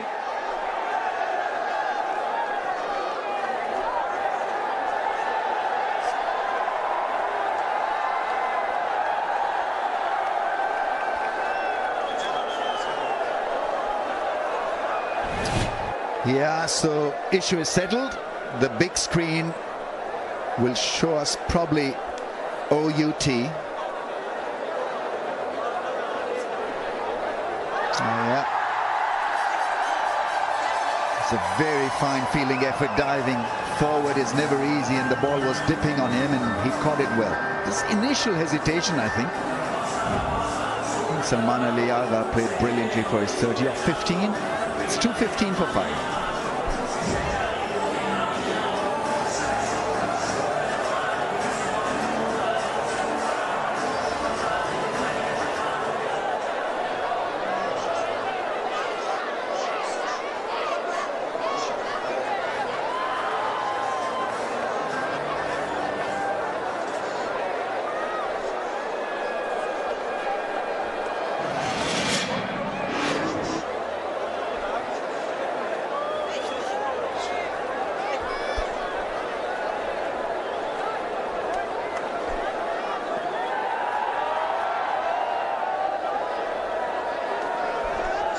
How do you want to pronounce it?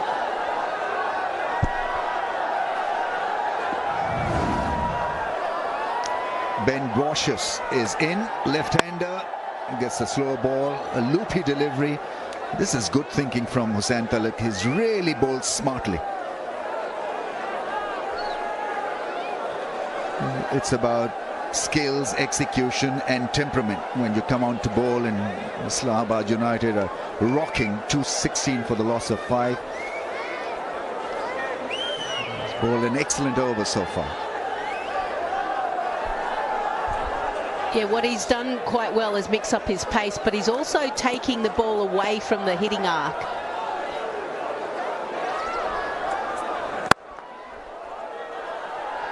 He's trying very hard to hide the ball in that blue line, that wide line. But now Ben Dorshus, he's a guy that has good reach. He struck it at for the Big Bash around 170 odd. Gets I think nearly 150 runs, so he's well recognised to plunder the runs at the back end.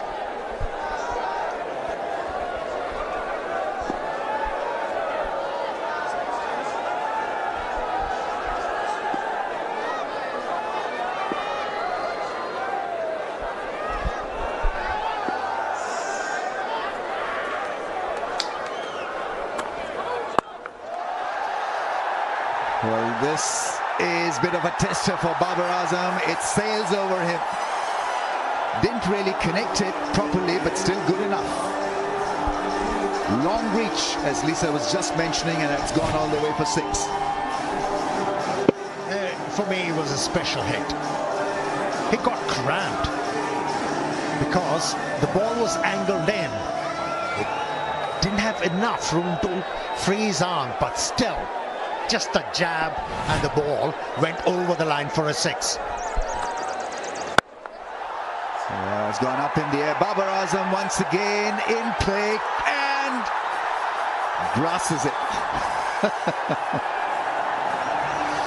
That was a dolly, to say the least.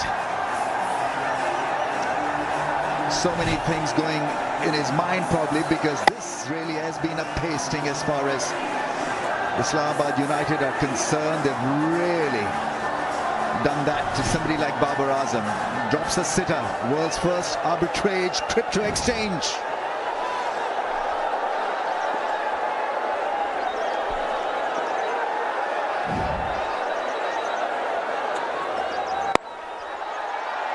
And well, half a chance that'll spin across and hit the fence. So what was turning out to be a very good over has been marred by a couple of ordinary fielding efforts. 229 for 5.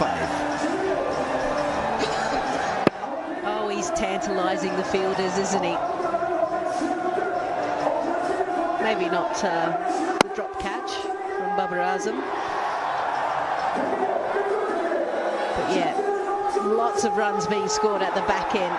15 runs coming off that, and you feel for Talat because he has bowled exceptionally well. When you look at the bowling figures, everyone else has gone for plenty of runs except for him and probably Alzari Joseph.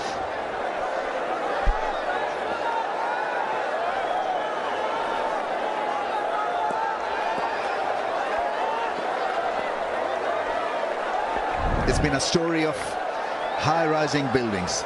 Tremendous batting performance this from Islamabad United, and the fun continues. Jason Holder absolutely nails it. What a strike that is.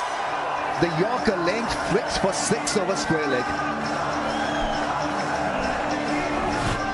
Effortless. And it went flat.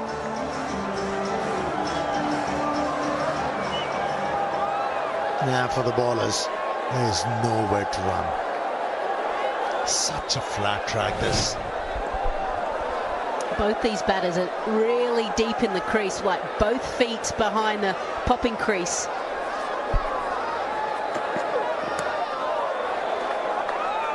Yeah, you got to try that ball after ball now. The Yorker length, wide Yorker length. Time for the spectators to show their strength. It's Sting Pace Punch Challenge. Not that great. Righto, Rambo.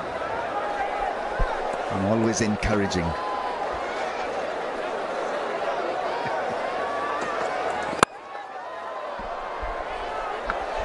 Yeah, once again, nice try from Muhammad Ali. Yorker length at pace. Yes, there's a chance for Islamabad United to score the highest total in PSL. The previous one was 247.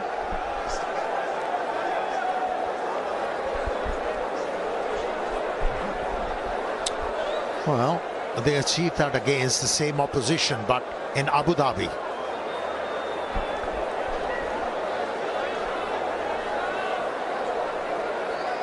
Once again taking time, Peshawar Zalmi. A little confused whether to send that mid-off fielder back to long off. Well, they've done that. Square leg is in.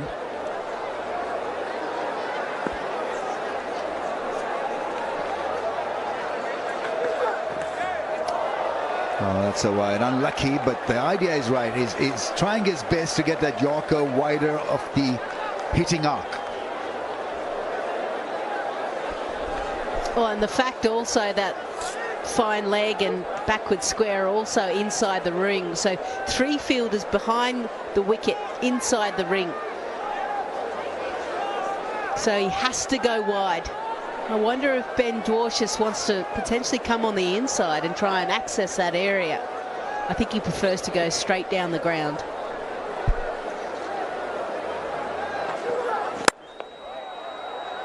That's good bowling. Difficult really to airlift that length.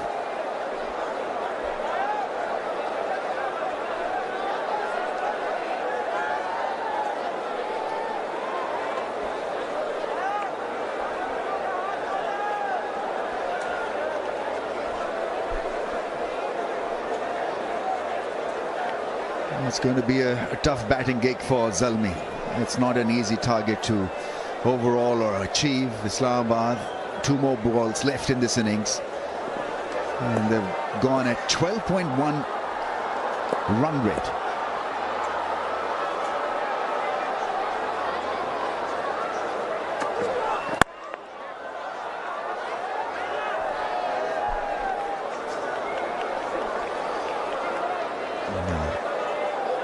Highest total in this year's HBL PSL, Islamabad United. First team maybe to get into the 240s.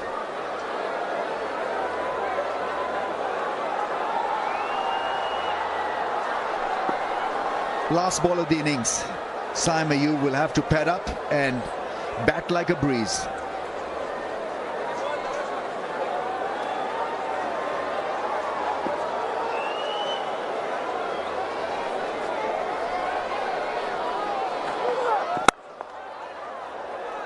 Hit into the gap, at least 2 if not more. 4, is it 4? Yes, that's been Zalmi's day overall in the field. Misfield will hurt Mohammad Ali, and Islamabad United have gone past 240, 243 for the loss of 5 with a run rate of 12.15. This really has been one electric batting performance. Oh, that's for sure. Islamabad United ran amok here in Rawalpindi Cricket Stadium with the bat. It was a run fest. Plenty of boundaries scored, plenty of sixes hit, and that enabled them to get to 243 from their allotted 20 overs. Yeah, and credit to Farhan. Joint fastest 100 for Islamabad United in the HBL PSL, and that 144-run partnership with Colin Munro really did set things up. And then everyone else played their role as they came in and was striking it well over 150. Ben Dwarshuis 300 in the end, Jason Holder 181. Plenty of boundaries. The bowlers had a very, very tough time of it. You see the economies suffering, and overall a forgetful day, you've got to say. 243 for the loss of 5. Everybody got caned. Everybody was at the receiving end in a way. So let's go down now to Zainab Abbas for an interview. Well, he's definitely the man of the moment. Sahibzada Farhan is here with me. Farhan, 4 centuries इस साल आपके लिए T20 cricket में, उसके अलावा आज जिस तरह से आपने परफॉर्म किया, यूज विकेट थी, तो थोड़ा सा अपनी इनिंग्स के बारे में बताएं. क्या सोच रहे थे आते साथ अटैक किया? जी बिल्कुल, बिस्मिल्लाहिर्रहमानिर्रहीम। सबसे पहले अल्लाह का लाख लाख शुक्र अदा करता हूँ कि ओवरऑल 4 सेंचुरीज करना मेरे लिए बहुत बड़ी बात है। इंशाल्लाह इसको कंटिन्यू रखूँगा। और जिस तरह आपने विकेट की बात की तो मेरे ख्याल से मेरे सब शॉट्स लग रहे तो सबको लग रहा था कि विकेट ईजी है, लेकिन ईजी नहीं है मेरे ख्याल से। अच्छा, पिच जैसे कि मैंने कहा यूज विकेट थी, तो उसमें कितना एडजस्ट करना पड़ता है अपनी गेम को, या आप उसी अपनी गेम को ही बैक करते हैं हमेशा? देखिए, एज ओपनर आपको 2-3 बॉल देखने पड़ते हैं और उसके बाद आपने अपनी टीम के लिए अच्छा सा सर्कल लगाना होता है। जिस तरह मेरी शुरू से ये है कि मेरा स्ट्राइक रेट थोड़ा सा नीचे है, तो लेकिन मैं उस चीज़ को ना थोड़ा सा इंप्रूव करने की कोशिश करूँ PSL में। तो मैंने कहा जैसे मेरे जोन में वो बॉल कर रहे थे तो मैं उसको लगा रहा था। ठीक है। ट्रेडिशनली हमने देखा इस्लामाबाद यूनाइटेड के हमेशा ओपनर्स ऐसे रहे हैं जिनकी फायर पावर हुई है। पास में लूक रॉन्की थे, अब आप आ गए हैं, तो क्या जो एक कैंप का जो आपका एक मैसेज होता है वो यही होता है कि जाके अटैक करना है? जिस तरह आज मैं बैटिंग पे जा रहा तो हमारा जो GM है रेहान भाई, उसने स्पेशली मुझे कहा था कि आप जो 7-8 छक्के लगाएंगे, तो मेरे ख्याल से उसने मेरे कुछ देखा होगा तो उसने कहा होगा। और दूसरा ये कि इस्लामाबाद यूनाइटेड का शुक्रिया जिस लोगों ने मेरे डोमेस्टिक की परफॉर्मेंस को देख के मुझे सेलेक्ट किया था। शादाब खान का रोल कितना इंपॉर्टेंट है टीम के लिए? जब भी हमने देखा है वो इस्लामाबाद यूनाइटेड के लिए खेलते हैं तो एक डिफरेंट प्लेयर नजर आते हैं। जी बिल्कुल, जिस तरह लास्ट ईयर चैंपियन थे और चैंपियन कप्तान है, और ओवरऑल उसके साथ खेलने का बहुत मजा आ रहा है। इंशाल्लाह इस सीजन में खेलने का मजा आएगा उसके साथ। 243 टारगेट है, क्या लगता है overall? What are your thoughts on the total? देखिए, क्रिकेट है, कुछ भी हो सकता है, लेकिन हम अपनी तरफ से बेस्ट कोशिश करेंगे और अपने इस टोटल को डिपेंड ना होने देंगे। All right, thank you so much for your time, Farhan, and all the best. Thank you. Sahibzada Farhan, just talking about the fact that he's had a great year, 4 centuries in this year, so it's been a great year overall for him. He also spoke about the fact how management gives him a lot of confidence and asked him to go out and attack the bowlers. That's what we saw from Islamabad United as well. Overall, also spoke on the leadership of Shadab Khan and what a good leader he has been for Islamabad United. Also feeling confident about the target and overall positive thoughts from Sahibzada Farhan. So Zalmi have got their work cut out. It's going to be a marathon for them. Maybe a sprint. 244 is the target. Babar Azam and company will have to bat out their skins to win this.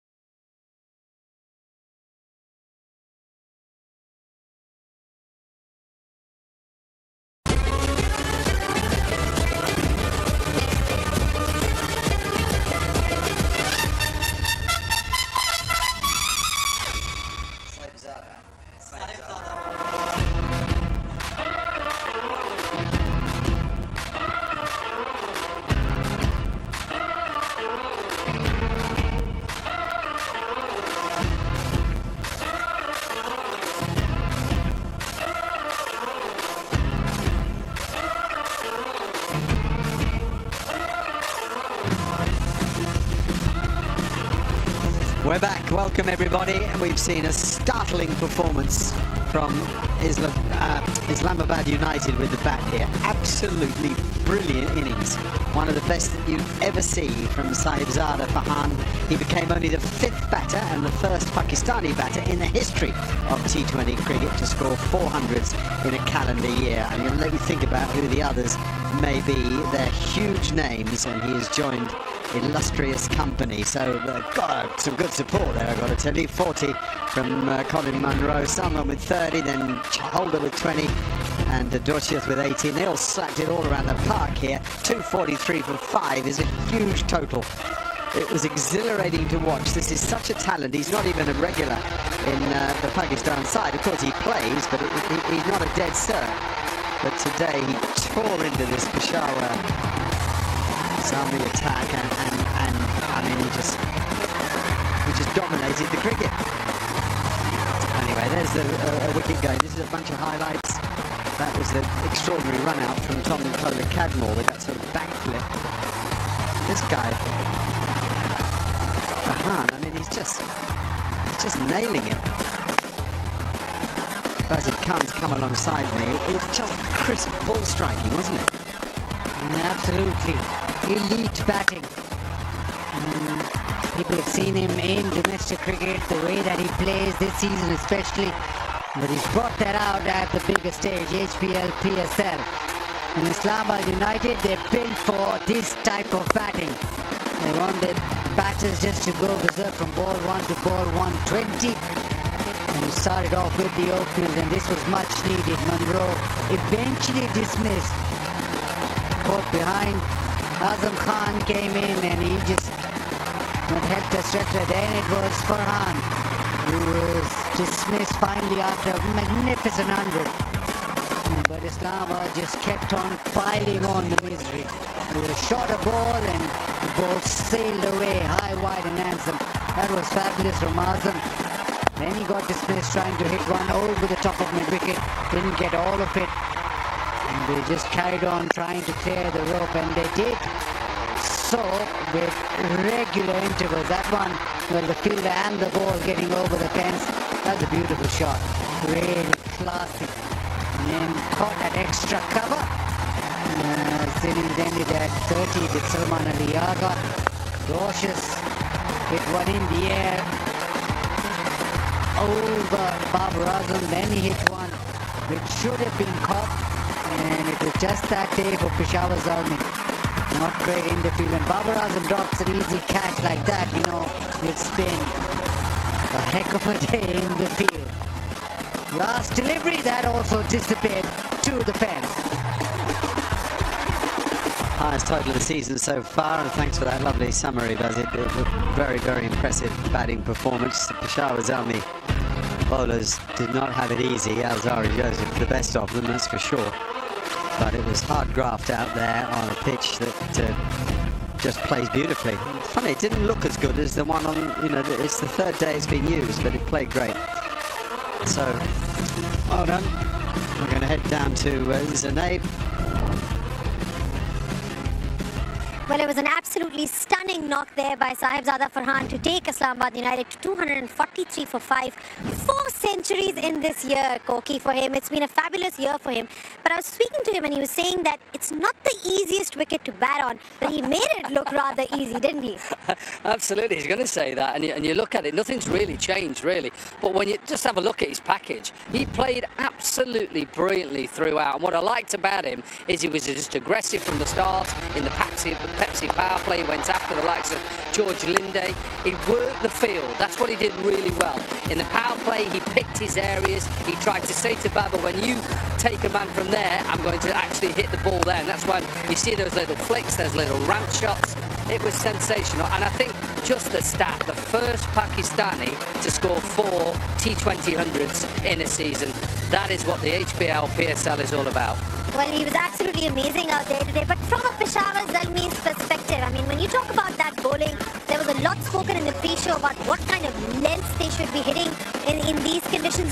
Where do you think they went wrong before we get off?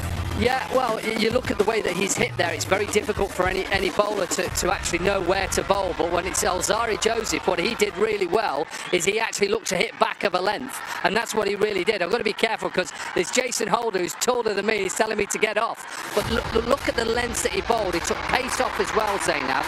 But also he's got the pace. And when you look at this quartet that they've got here, Dorcius, they've got Holder, they've got Nazim Shah, they've got pace, they've got spin, this is going to be a big ass. This has been chased down before. 244 has been chased down here, but with this side here that are around me, I can't see it happening. Well, pace-off is going to be key, and it's going to be a cracker of a game. We've been surrounded by the players. We need to get off now. We have Back to get you off. guys.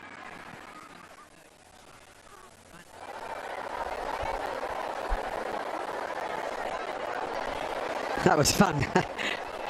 Zainab and Dominic Cork hanging on out there while the players appeared, giving us that great insight. 244 to win it in 120 balls. You can do the maths yourself.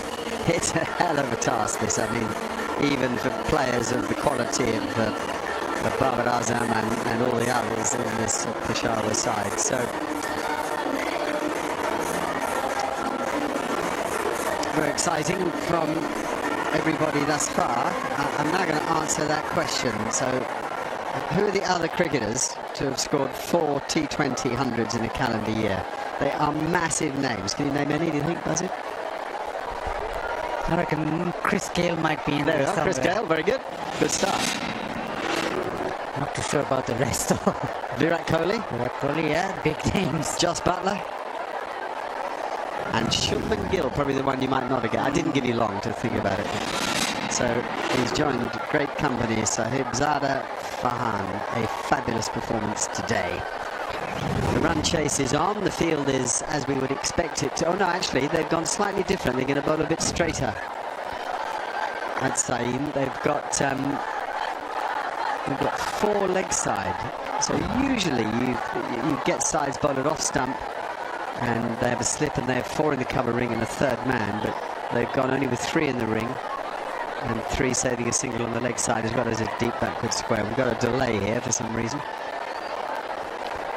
Saeed Mayoub was part of this breathtaking opening partnership for Peshawar. The crowd in, great excitement. Of course, Babar Azam will always bring a crowd to a cricket ground, particularly here in Pakistan. A lot of yellow about the crowd, flags, and great atmosphere. The best atmosphere of the games that we've had here. This is the 4th in no time. Here we go. It might well be a wide from Naseem. Well, it's wider off stump given the field. It's a 5-4 based offside field. That's 5 on the offside, 4 on the leg side. With that line, if he's going to bowl full stump just outside off stump, that is a 6-3 field, really. You want, let's see, maybe he was supposed to be bowling it a bit straighter than that.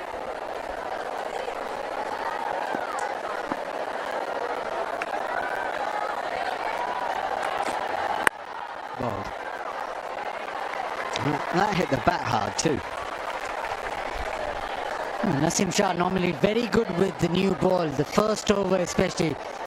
Pepsi power play in place, and Peshawar will want the Pepsi power play to be significant. Also they'll want the rest of the 14 overs to be significant as well, because it's a huge target. But to set the tone, they need Saeed Mayoub to fire.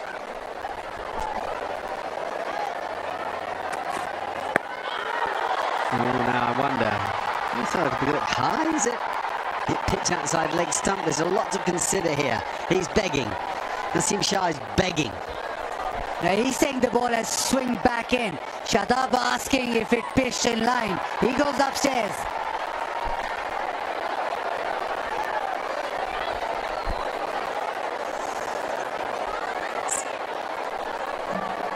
TV umpire director, we have a clear review for LBW. On field decision, not out. I've checked the feed. It's a fair delivery. Start with the front one, please.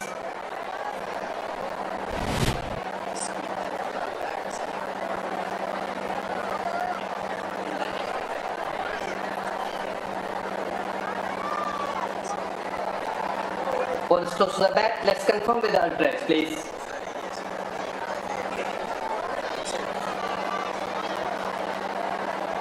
Gap between bat and ball, flat line when ball next to the bat, roll it through the pad. Satisfied, no bat involved. You can move on to ball tracking when it's ready.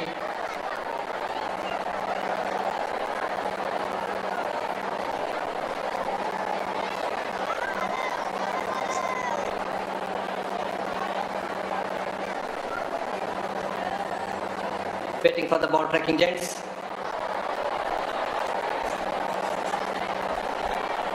Original decision not out. Pitching in line, impact in line, wickets missing. Ali, you can stay with your original decision not out. You are on screen now. Make a signal, please.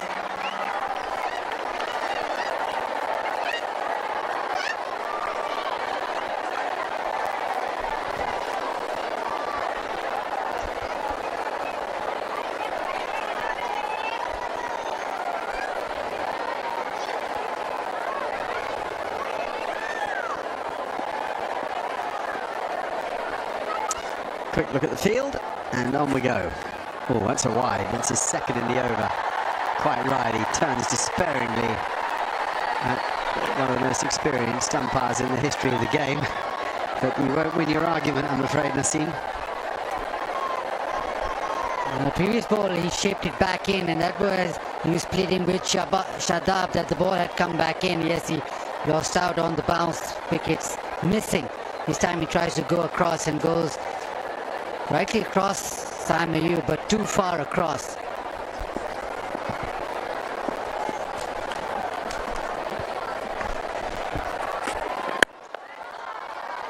Good shot for nothing. Beautiful on drive. One of the classiest shots in cricket.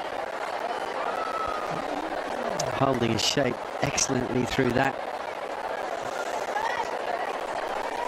Two very good Pakistan cricketers here, both with tremendous natural talent. And these tournaments, all these franchise leagues around the world, the great thing is to make sure that the home talent has a real run. It gets shown off, it gets to experience playing in front of big crowds, television cameras, pressure.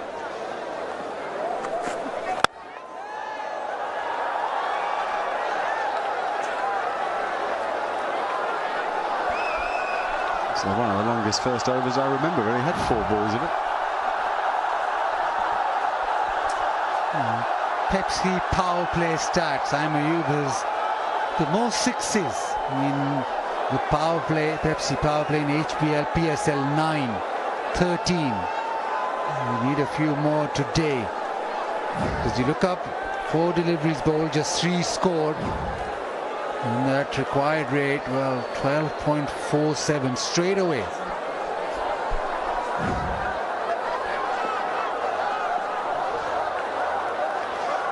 So, first ball faced by Babar Azam. Also a lovely shot for no run.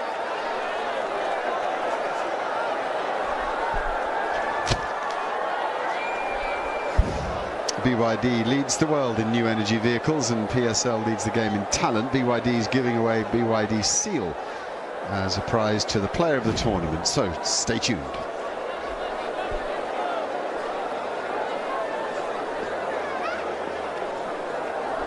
What a shot that is, isn't it? It's almost like we're watching from the moon.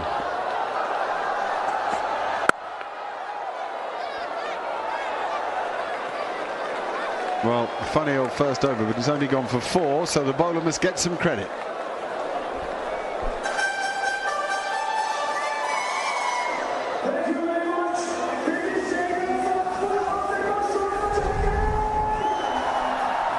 So a lot of good attacking players in the middle. You know, you go after Mohammad Haris, you go to Tom Cadmore, Mitch Owen, Oh, Talat and Linda as well. You know, they've got the wherewithal. They've got the gunpowder. But it's a long way away, isn't it? 243. Good heavens. Highest score of the tournament so far. And Babar Azam.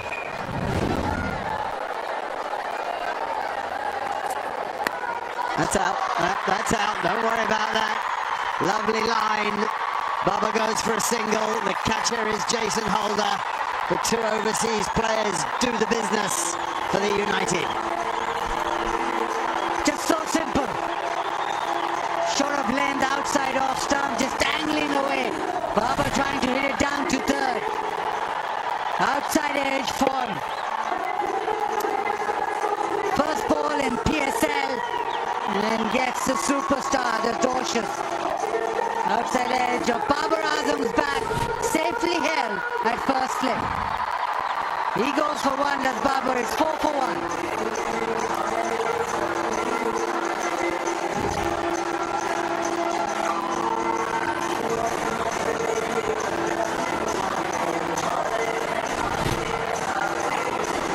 Well, this is all about line, and the really good left armers get that line right. They get people playing at the ball that runs across them, because batsmen think left armers swing it in. But there's an awful lot of tall left armers in Australia who work on bounce and line more than swing. And he's one of them. Ben Doshia strikes first ball in PSL, HBL PSL, I should say, cricket. This is an interesting move, complete change. Mitch Owen, who opens in the Big Bash in Australia, has been promoted from number 7 to number 3 today. He has the highest strike rate this year, by the way, in all T20 cricket, 185, wow. And he did make 100 in the Big Bash final. He's a proper talent. But of course, the new ball, unusual, well, not difficult conditions, but, you know, not conditions that he's accustomed to. And Ben will know him. So two players who've seen each other back home in Australia just recently in the Big Bash are now at it at the PSL. That just tells you all you need to know about the extraordinary growth of T20 cricket in the franchise format around the world.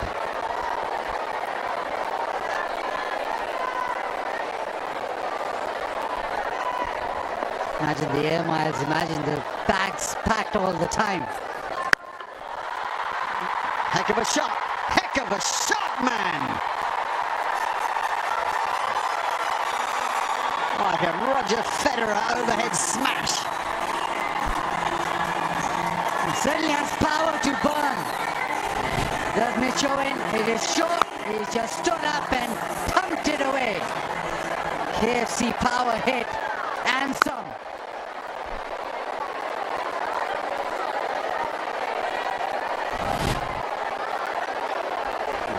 Big, tall, strong guy. Oh, look at it, look at it. I keep repeating myself in excitement. The first one was a slap over wide long on. This one, he gives himself a couple of paces into the ball and then pumps it over extra. He plays this way, and now he has to, because it's a huge task. 244 to get.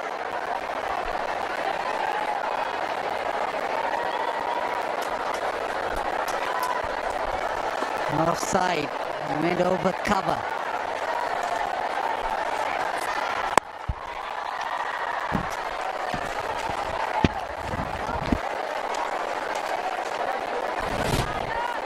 Just the angle across, short of a lane, tried to hit it through the offside. One was guiding it to third. And the big mitts of Jason Holder travelled quite comfortably. And Shadab extremely happy because it's a huge wicket. The superstar gone.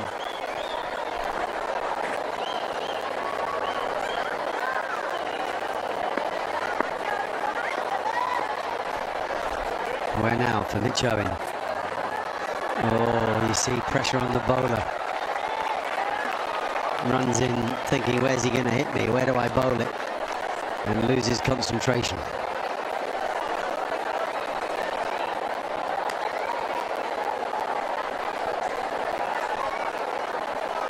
Use the Jazz Cash to recharge more and more. Load or packages of Jazz or any other network. And by the way, win an electric SUV. How about that for a machine? So use Jazz Cash to recharge.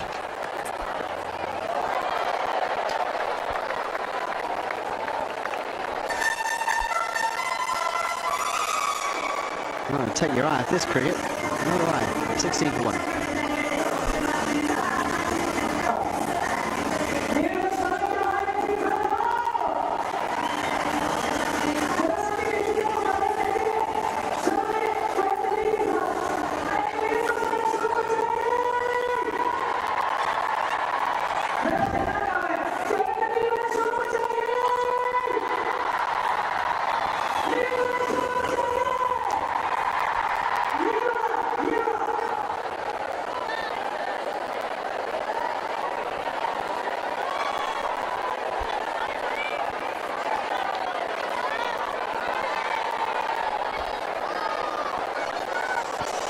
Imad is into the attack. I think that's a really interesting move. Remember, only 2 fielders outside. Vastly experienced, of course, but the men back are at mid-on and mid-wicket. And he's going to be targeted here by Mitch Owen. I mean, it's just for certain. I wonder how much Mitch Owen has seen of him. Angling the ball in. Remember, mid-on and mid-wicket are back. Bowled. Yeah, straight away Shadab goes to Imad Wasim. A good over from Naseem Shah to start off proceedings. And now he's gone to the left arm, almost swing back in from Imad Wasim, and that's the matchup. That's a LBW, surely, no? High. Well, they're going to review that, I wonder. This will be interesting. Is that hitting the top of the stumps? He is a very tall guy, that's the only thing. But it's lined up perfectly.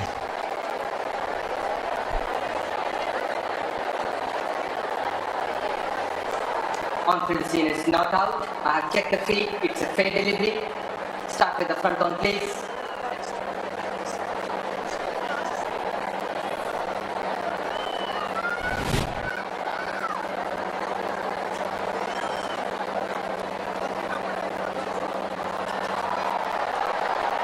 Roll it back, please.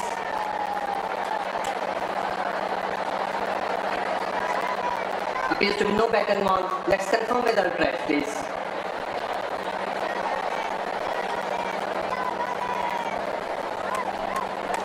Flat line, also a gap between bat and ball. Satisfied, no bat involved. Roll it through the pad. You can move on to ball tracking when it's ready.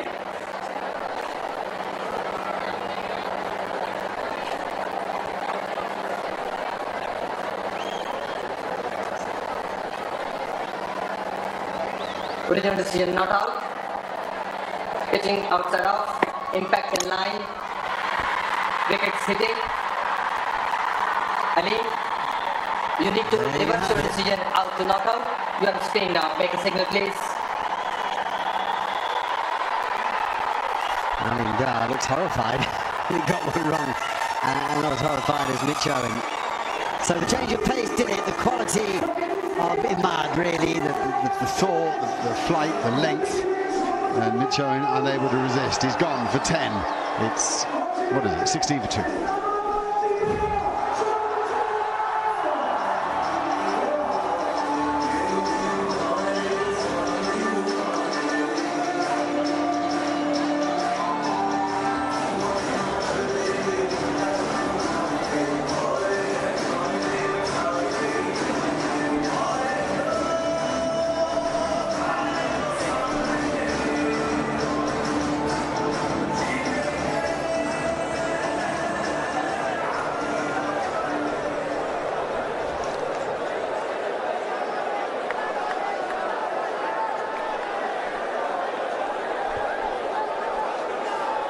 Mohammad Haris is out in the middle now. He joins Saim Ayub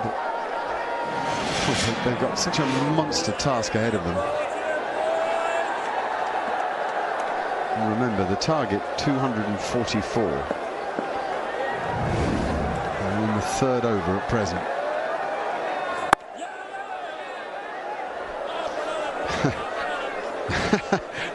Saeem not remotely interested. He'd barely come out of the blocks actually at the non-strikers end. I'd like to say the match is at a crossroads, but one of them, Islamabad are dominating it at present. 2 down in the third over, chasing 244.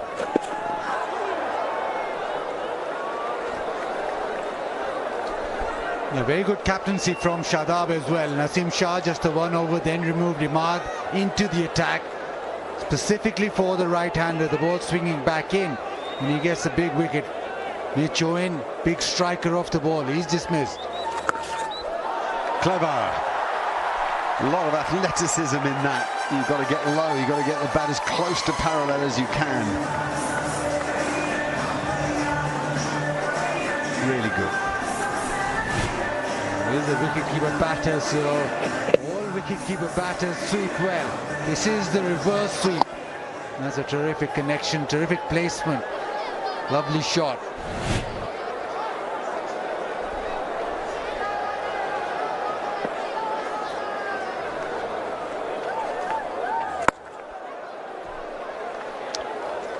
Three gone now.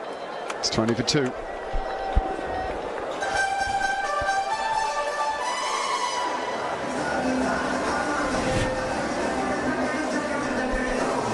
Just swinging back in, and off the surface it darts back in, so looking for a little bit of pace, a little bit of length because of the skid off the surface.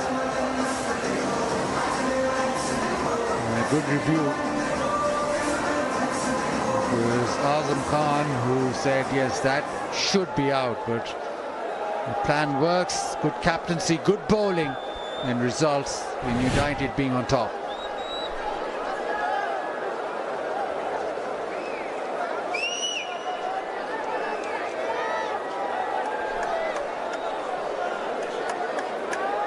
So Naseem Shah, this is what the modern T20 bowler has to be ready for. 1 over spells, switch of ends.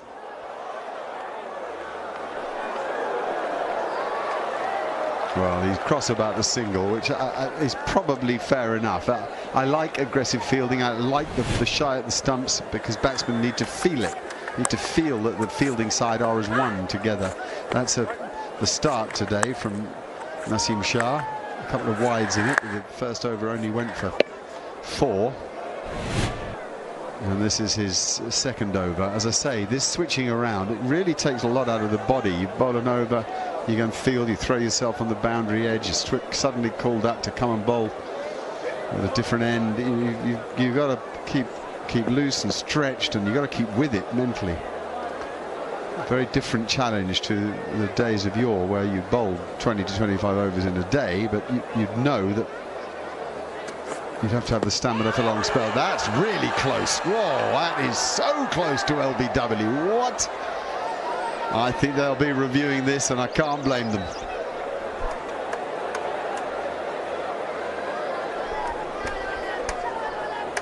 Shadab doesn't seem too interested. No, he just walks away. Maybe Azam Khan just saying that he's heading down leg. It is the back of the hand slow one. It has turned, so eventually going down leg. I love it when a guy like Naseem Shah races in and you say it has turned, though. Bowls his wrist spinner after that full sprint. Excellent bit of umpiring.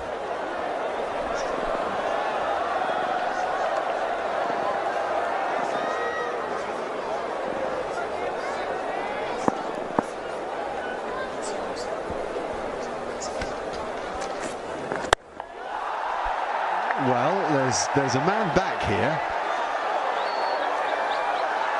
who's made a mess of it.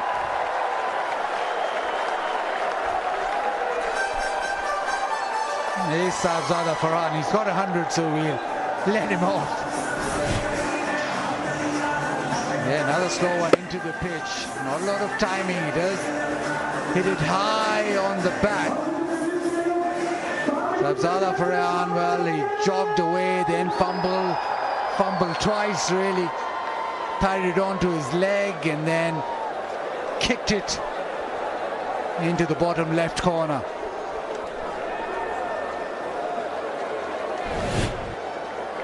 He's got a lot of credit.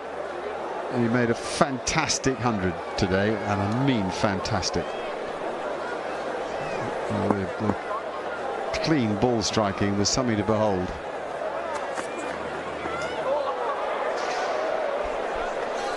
Good changes of pace here. Vigotel selfie moment. There's always a Vigotel selfie moment in the crowd with a smartphone handy.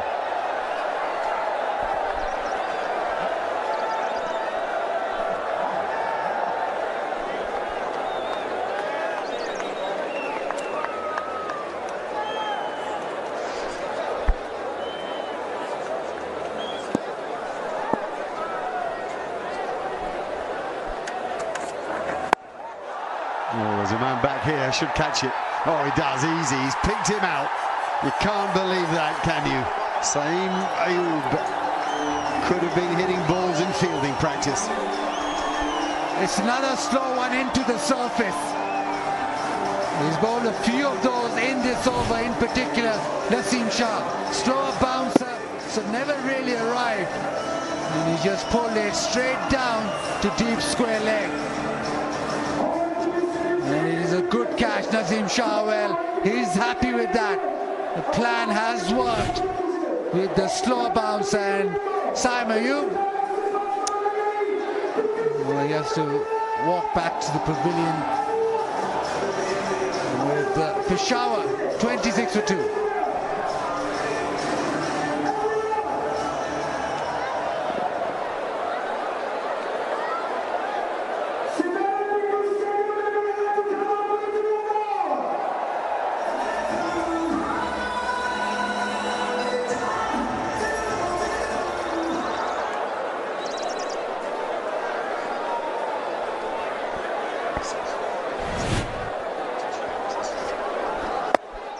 Well, he's nice and deep in the crease. He's got a good position to play the stroke, but he's just not thought about where the fielder is.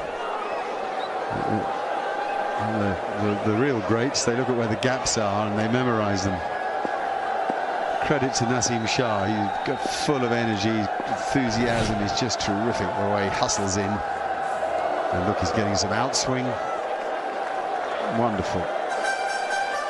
26 for 3.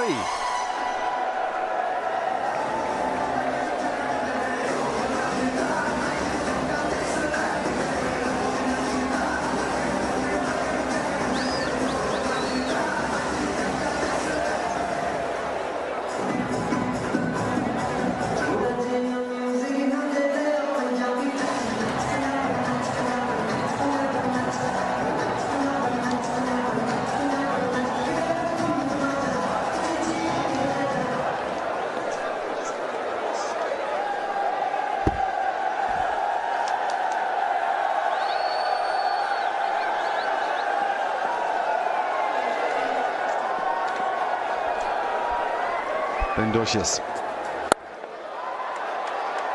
Go, hit the stumps here. Oh, he really had to motor. Oh, Mohammad Haris. Yeah, good spirit between the sides, but he had to go so quick, he got rid of the bat.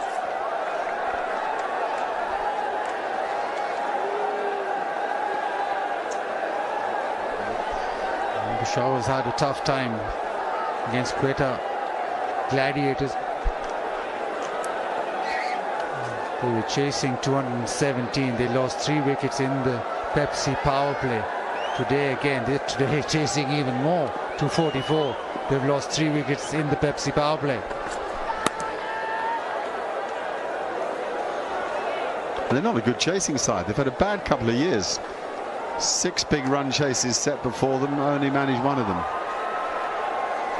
Time for fans to enjoy cricket with Pakistan's own brand Tapal. The Tapal Tea Lounge, the #1 tea brand of Pakistan. And I can tell you, it is good stuff. We've got it in our hotel room.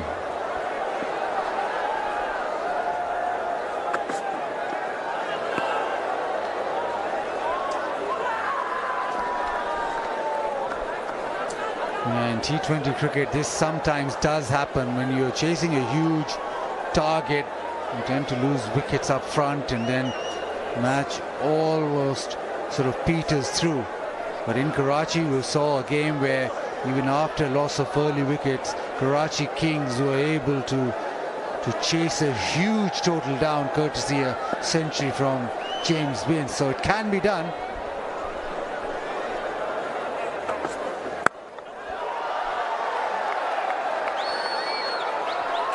No stopping that. He's a player, that James Vince, isn't he? Wonderful batsman.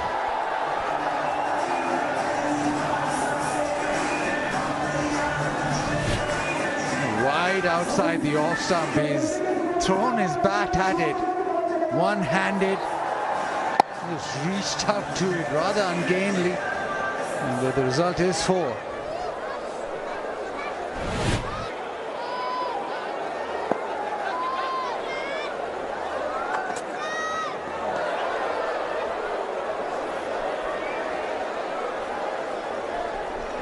Trying everything, but the required run rate still rises, almost 14, and you look at the overs bowled, just coming to the end of the 5th over. So if you chasing 14 and over the last 5, it's fine, but the last 15 is a bit much.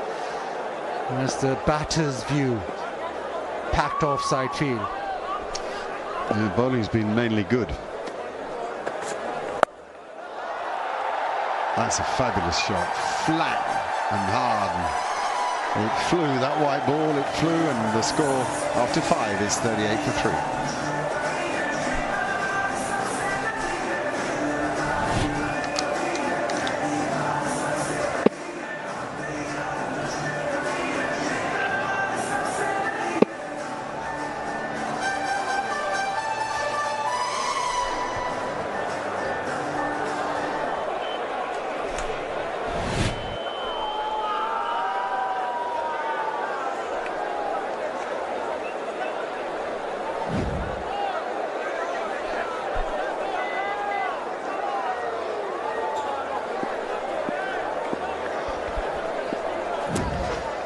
Been tough going for Zalmi, because Islamabad United, their pace bowlers largely have been able to execute plan. Actually only 3 bowlers used, and Imad was in when he was given that one opportunity.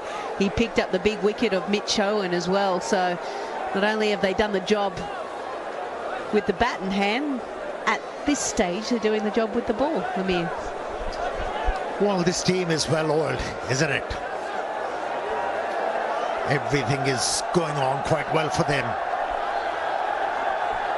And if you talk about Peshawar Zalmi in this arduous situation, a wild and untutored talent like Mohammad Haris has to come good. And this is the reason why they have him in the side. To go after the bowlers, get them out of this situation.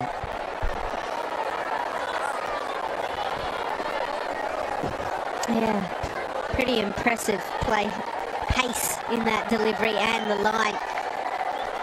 Well, let's have a look at the J. Super Over, where the contestants tried to hit the stumps. Seems to happen, they get closer and closer as they try. Yeah, he got it, and the celebration to boot as well. Well done.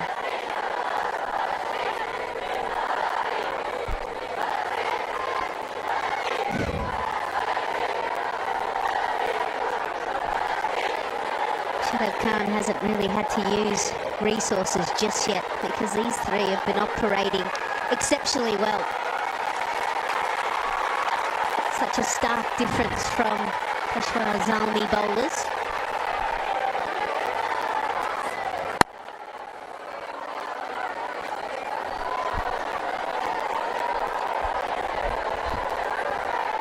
At the moment, whatever the plan's been given to these bowlers, they are executing them well.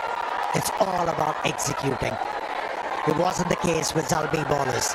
They were all over the shop, And we were punished, and punished severely. We're in the 6th over. Naseem Shah is still swinging the ball away from the right-hander. Slower delivery that time, doesn't put it away. Whereas Farhan, on the other hand, every time he got a loose delivery, he found the gap. It was exceptional batting.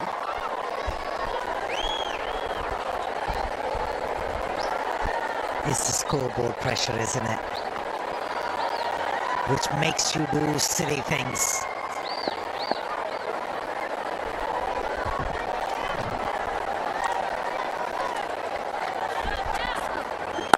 Gives himself room and just gets it over. Had to take a risk. It was such a good over. 1, 3 dots. Boundary had to come.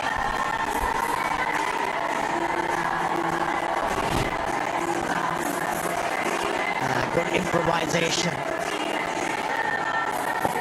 Although it was a slow delivery, but deliberately opened the face of the bat to slice the ball into the gap. Nice delivery for the Pepsi power play.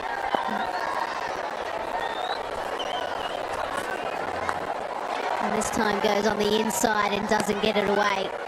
So just the 5 runs off it. It's 43 for 3. The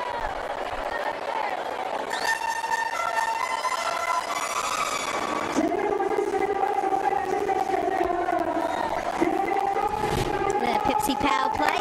How's it looked so far? Not so good if you're a Zalmi fan. Mohammad was in, bowled that one over, got Rich on when they decided to go upstairs. The last wicket as well, so you have going good catch, take it in the deep. So at the same stage, you can see the stark difference. Islamabad United 73 for 1 and Zalmi 43 for 3.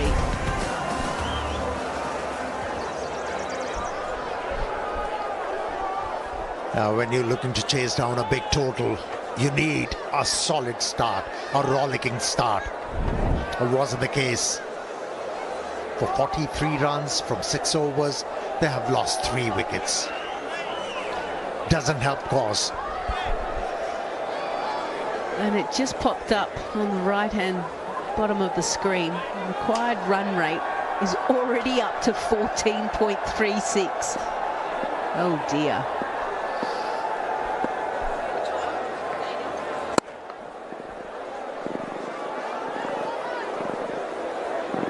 Well, make sure you scan the QR code to download the Go Luto app and enter into the lucky draw and get a chance to win a motorcycle at every match game. Obviously, terms and conditions apply.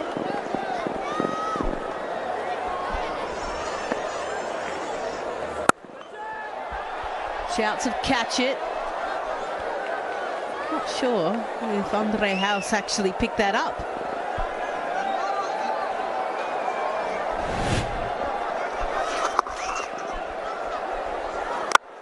Yeah, he's very innovative.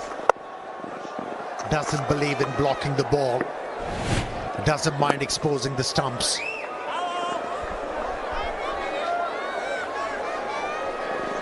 He's going to have to as well. But just on Imad was in. Interesting to note, 11 dot balls in his last game, 1 for 21 off his 4. Actually, if you look at bowlers that have bowled over 1,000 overs in T20 cricket, he sits number 2 for the amount of dots. So when your required run rate is up to nearly 15 and you've got this guy that comes up and bowls, and he bowls a lot of dots, geez, that's hard work. Yeah, of late he has developed as something new. He was never associated to spin the ball or bowl it slower. What we have seen so far in this HBL PSL, he can bowl at the pace of 78 kilometers per hour. Can really surprise the batters who are actually aiming to hit it out of the park. And that's how he picked up a wicket of Darryl Mitchell in the previous outing. As a player, you have to keep on improving. Keep on bringing the surprise element for the opposition. Once again, a slow delivery to end the over. 50 on the board for the loss of 3 wickets after 7.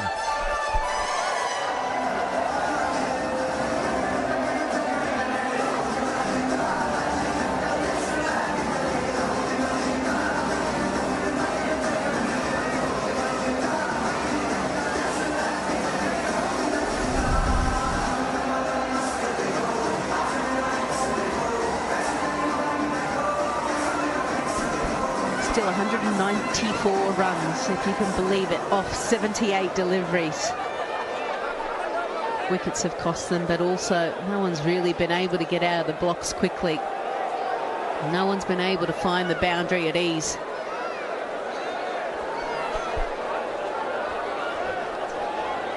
And now Shadab Khan turns to the player of the match in the first game. Jason Holder picked up 4 for 26.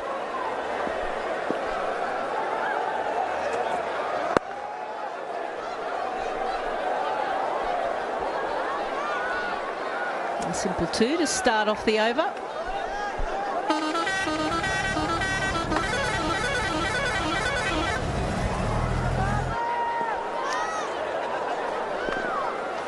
Make sure you download the www.exchangeon.io, the world's first arbitrage crypto exchange.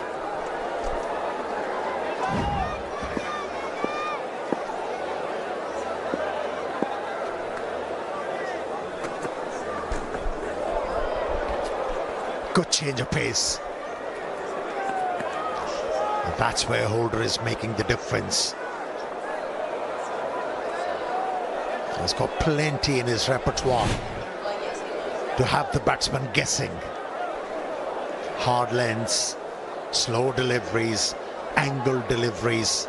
Good effort behind the stumps from Azam.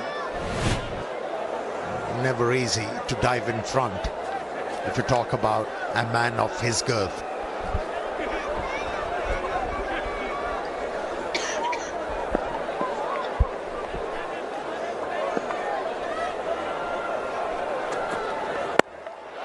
Picked up and put away. What a nice strike. Mohammad Haris was just waiting for that one. He sets him up for this kind of a length. Back of the length, slow delivery. But since he was in a good position, just helped himself. And picks up a 6. Yeah, so Shadab Khan came running over. All right, slight change. So they're going to bring fine leg up and they're going to have a deep backward point. So full and wide maybe.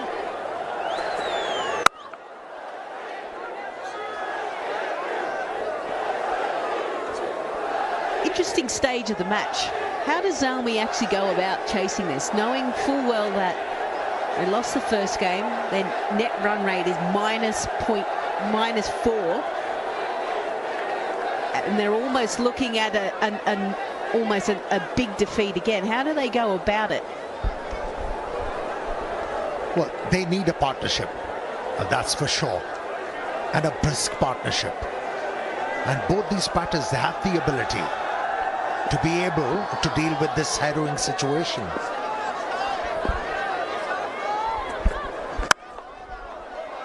And if they're able to find a couple of big overs like 20s, 25, they'll start to feel confident. Okay, the conditions are conducive for boundary hitting. We can still make amends. Yeah, or maybe they need to throw a few punches. So time for the spectators to show their strength at the Sting Tex Punch Challenge.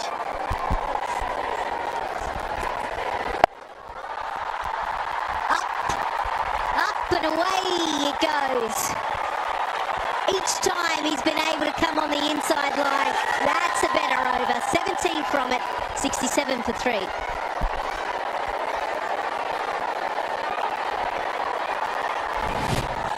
Yeah, you were asking for a punch. Here was a hook. And it went all the way for a 6. They need plenty of these to make a comeback into this game.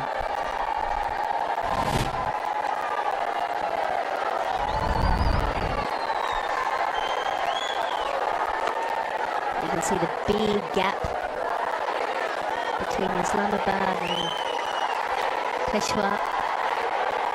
And those 3 wickets within that power play. Not ideal. I know we've seen already in this HBL PSL, Karachi Kings come back. Hit straight down the ground, opportunity and taken. Excellent catch there. And an important wicket again. You can't take on Imad the same thing from the crease. You need to use your feet. If you don't, this will happen to you as a batter. Our fielding has been good throughout this PSL, HBL PSL. Wicket number 2 for Imad Wasim. And it's time for Cadmore to go back to the dressing room. It's 67 for 4.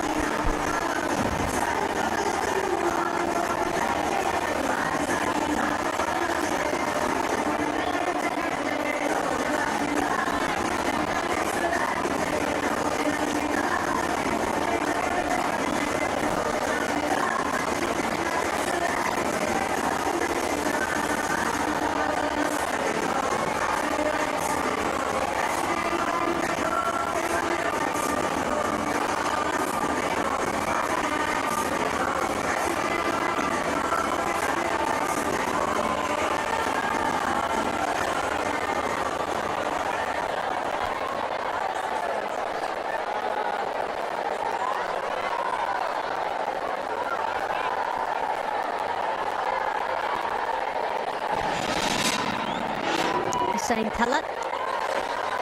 He scored 35 off 19 in the first game, 3 sixes. They want him to do that and plenty more. Had a good partnership with Ayub. It was really the only partnership that they had in that first game. Mohammad Haris is already in, 36 off 21.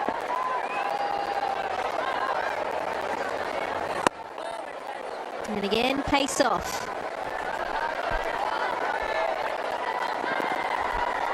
I like the fact that he is taking the pace off.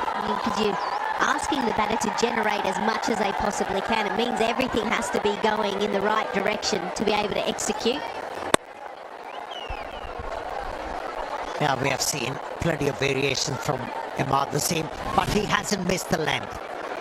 And that's why he's been able to pick up 2 wickets so far. Yeah, Farhan can't keep him out of the game, the Centurion. Came steaming in, slid on his backside, took the catch. Doesn't hurt that much when you take him. Hurts a hell of a lot more when you drop him.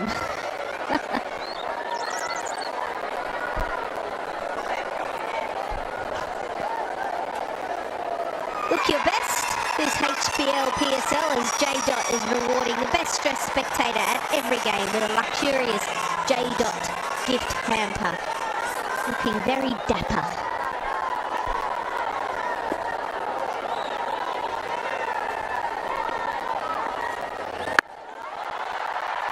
Wowee.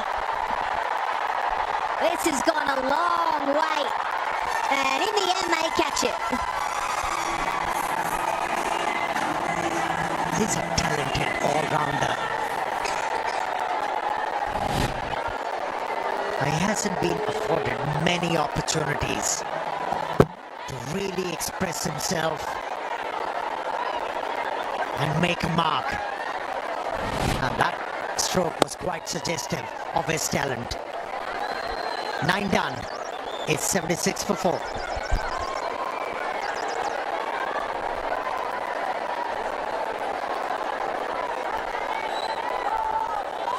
You can tell he's a strong lad, can't you? Look how thick those shoulders are. He used it to perfection. Only the 4 bowlers used so far for Islamabad United. Imad Wasim, excellent. 2 for 20, 7 dots. Wasim Shah, 1 for 14 off 3, 12 dots if you can believe it.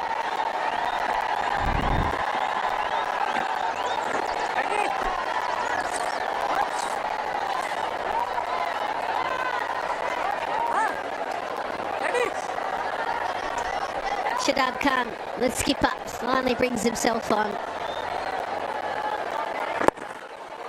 Picked up 3 wickets in the first match. Oh, Talat wanted 2 and was sent back. Now the game is set up for Shadab to pick up a few more wickets. The batsmen are challenged at the moment. The asking rate has jumped up to over 15 now.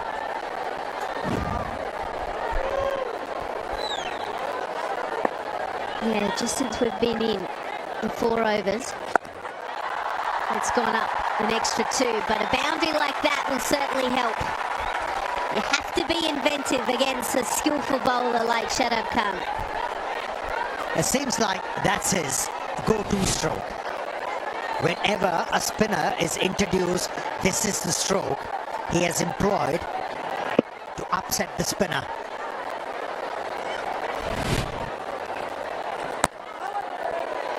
Forced him to change the trajectory and also the pace. You can understand the shot selection. You've got the 3 fielders, 2 behind point, and then 1 just in front on the ring. Now he goes fine. Very clever indeed. Got inside the line of it. Shadab Khan thought he was in with a chance if he missed it.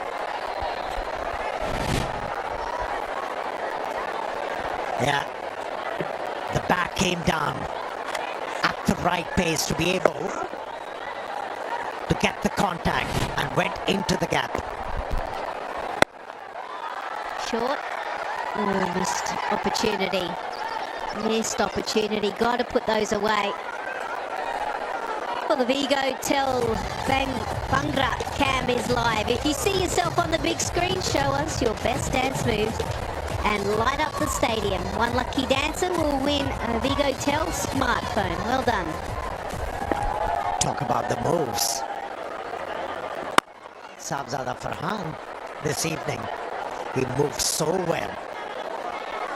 And the crease. Halfway through, it's 87 for 4.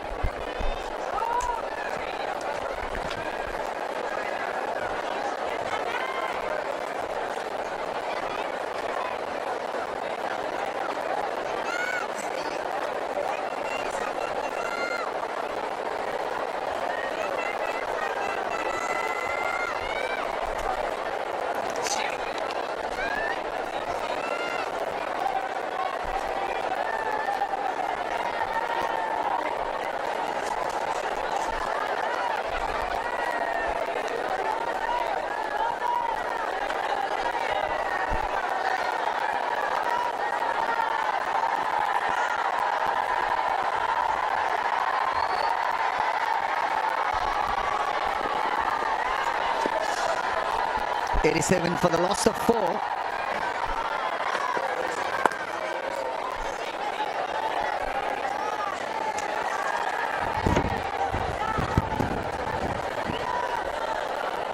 Time to meet our HBL PSL Hamare Hero, powered by Homage Appliances. Take it away, Zainab Another Abbas. squash player here with us, Farhan Zaman, who's done really well in this sport and got quite a few medals. Farhan, पहले तो बहुत बहुत आपको मुबारक हो, आपके काफ़ी ज़्यादा medals भी हैं, achievements भी हैं in the field of squash.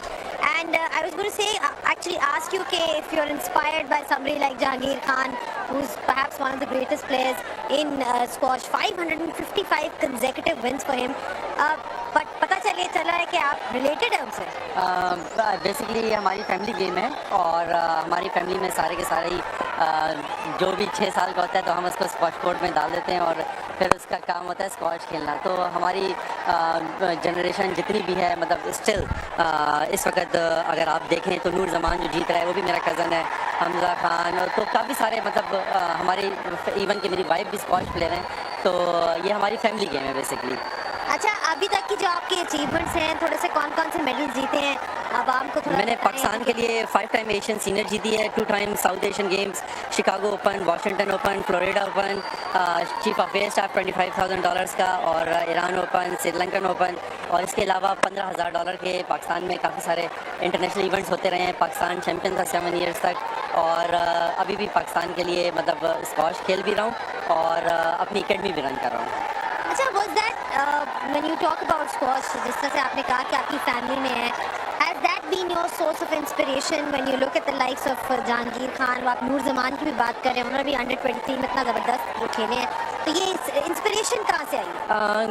मेरे अब्बू के बड़े भाई हैं कमर जमान, और जमान से ही मतलब हम खान से भी रिलेटेड है, लेकिन क्योंकि वालिद जो मेरे पेरेंट्स हैं वो जमान है, तो कमर जमान की वजह से ये फैमिली जो है इनका ट्री चल रहा है, और जमान नाम हमारे साथ भी लगा हुआ है। तो हमारे ताया, फिर उसके बाद मेरे कज़न्स, फिर अभी मैं खेल रहा हूँ, फिर मेरे नीचे जो कज़न्स आ रहे हैं तो वो भी सबके सभी पाकिस्तान का नाम रोशन कर रहे हैं। अच्छा, स्क्वॉश अगर देखा जाए तो बहुत ही जिसे कहते हैं चैलेंजिंग स्पोर्ट है, स्पेशली फिजिकली, मेंटली, हर चीज़ का एक चैलेंज है।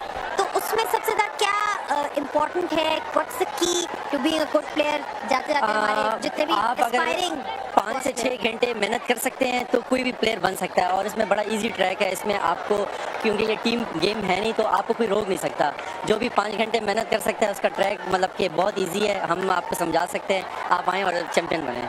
चलें, thank you so much. Coaching भी होती है तो ज़रूर। In the last I would like to thanks HBL PSL, हमारे heroes, and homage appliance. Thank you. Thank you so much.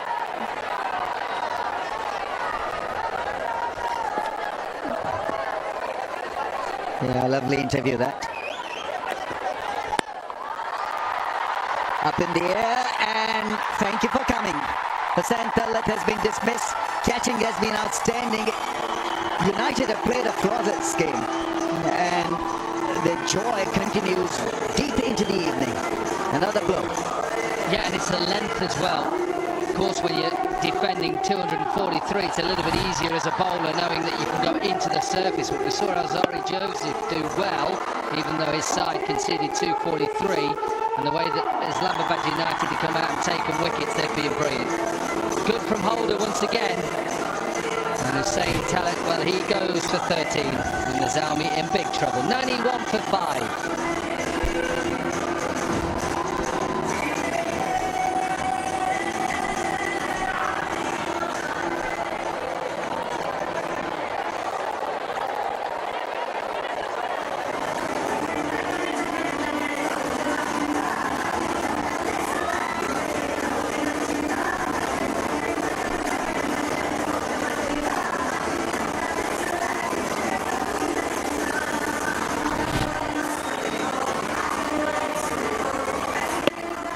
I think it's probably a cutter, well held by Mohammad Nawaz, is the sub.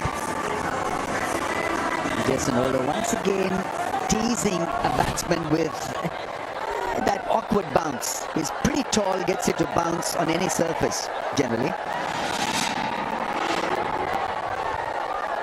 George Linden is in. He can hit the ball as well. Haris in the meantime is having a great time of it. Is such a natural striker of the ball, gets a 50 of just 28 balls. Brilliant, absolutely brilliant, because everybody knows that he's got potential and talent. And he disappoints his fans by just getting into the act a little too early and trying some impossible angles at times. But this innings has been a great one.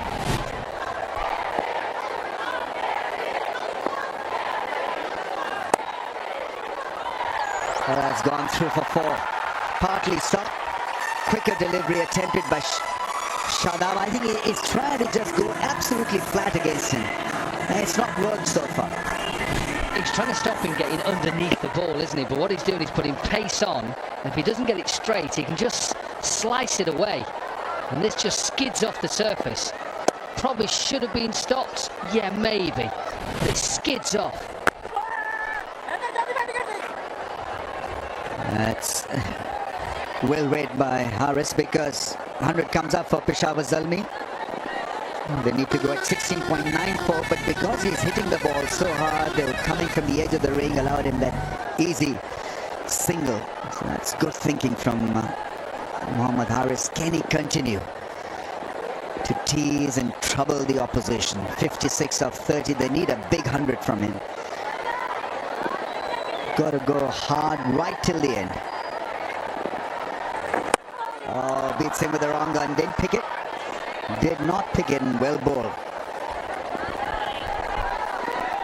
Lovely bowling. Watch out, it comes out the back of the hand. You see the back of the hand, it just goes away.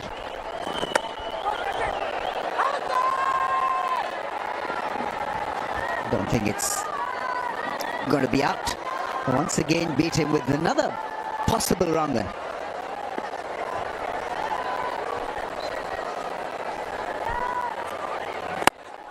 Yeah, 3 out of 3 and 3 blocks. That's a good end to the over. 100 for 5.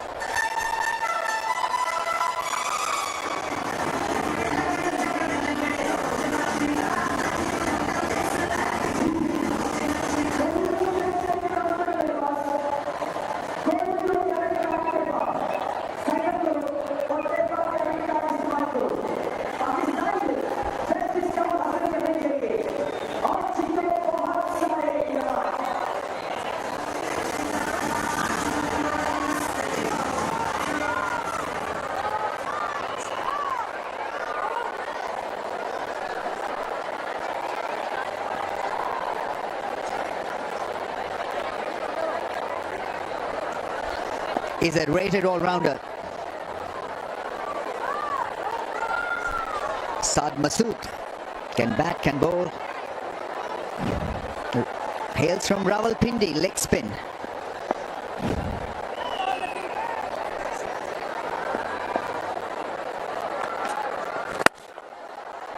Oh, that's into the gap. He's hit it extremely well and extremely hard.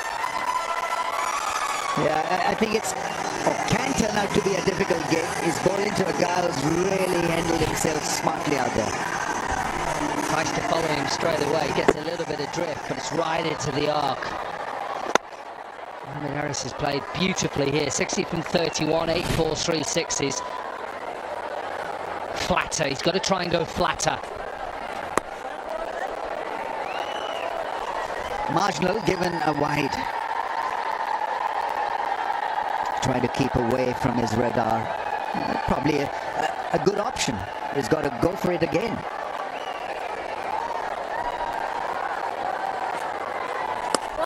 Oh, gets it to spin.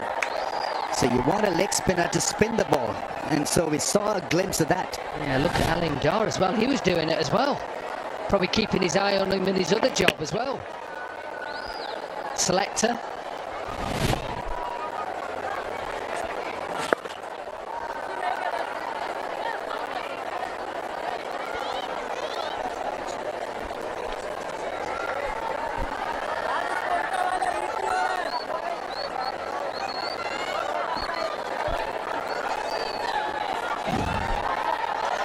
Parkview City free hit for fans. Winner house contest. Match 4 winner actually. Noor Ilahi. Well done, Mr. Ilahi.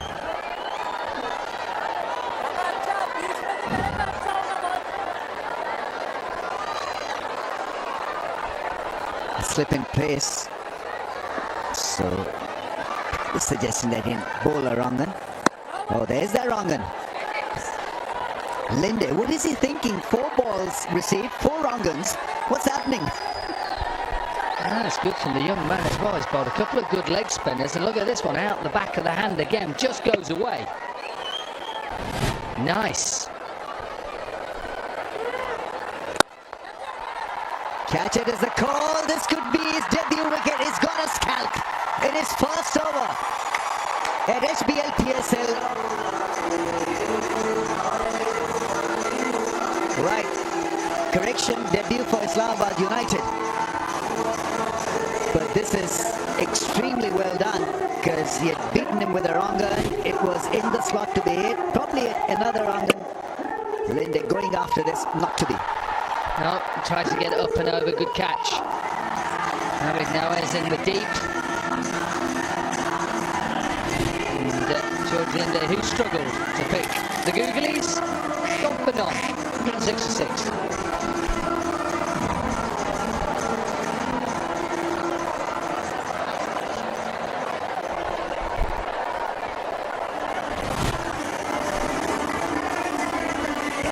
In the slot, out of the rough, the wrong gun attempted, and he wanted it to go for a 6, not to be. Nawaz taking another catch, I think. The sub has picked up 2 catches. And it has turned pear-shaped for Peshawar Zalmi. Alzari Joseph in.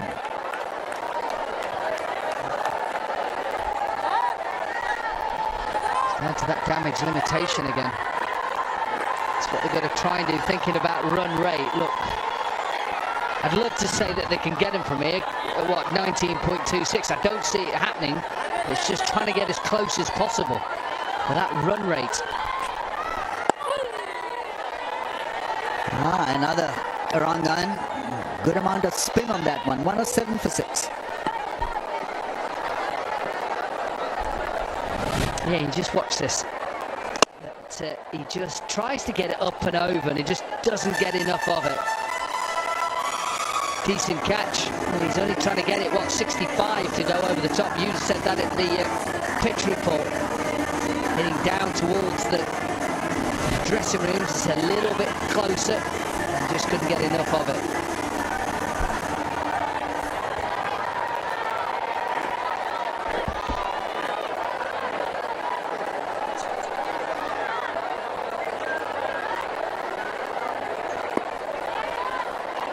Sharab in his 3rd over, bowls a high full toss that is patted away for a single.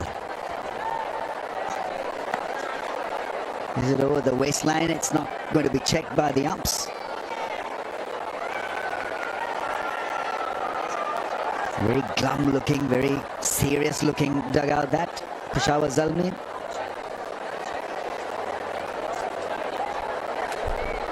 Well, the umpire's taken the ball off Shadab Khan, and I think it's Aleem Dar wants it checked.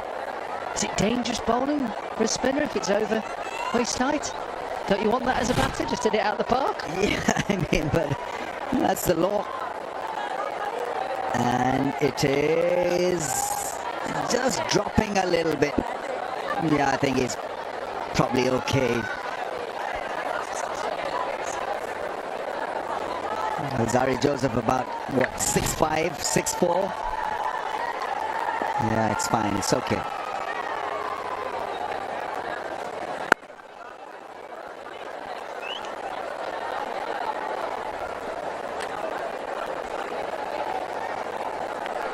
Two bad matches for Peshawar Zalmi that can throw them off their pace, and you've got to then do better for the next few, because the net run rate is getting a hammering.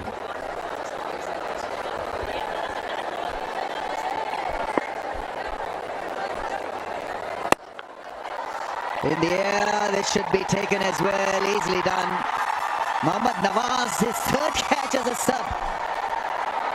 Shadab takes an easy scalp.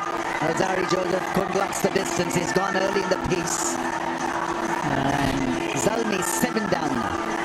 Yeah, it just tossed it up, didn't it? A little bit of leg spin away. Alzari Joseph, who's not renowned for his batting. He's done well since coming on as sub. 3 catches. Shadab has his 1st wicket. Alzari Joseph gone for 2. Zalmi 109 for 7.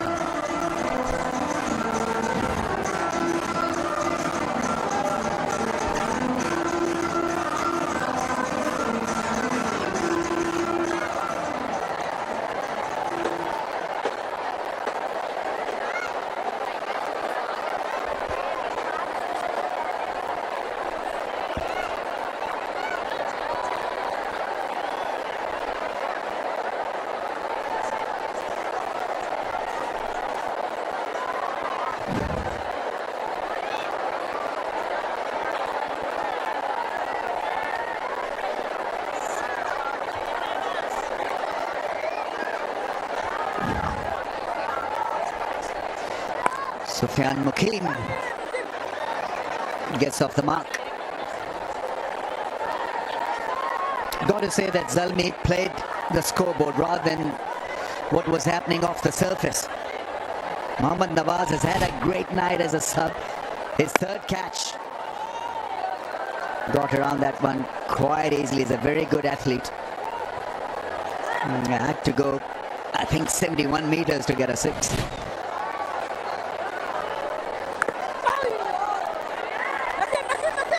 Oh, had that been fielded well, it would have been over for Sufyan Mukim. He stuttered and then get cracking, and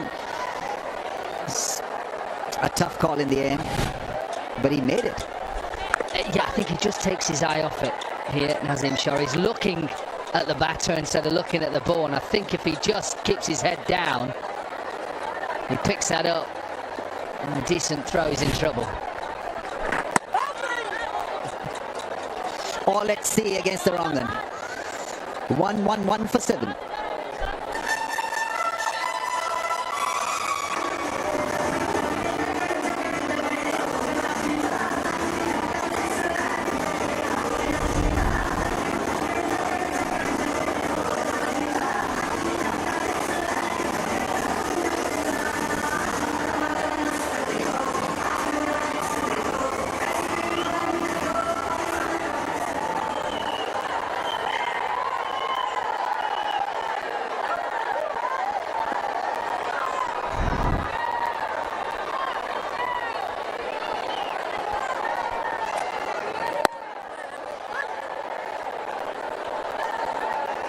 Refuses a run, which is the way to go, I guess. Sufyan Mukim doesn't look too smart with the bat.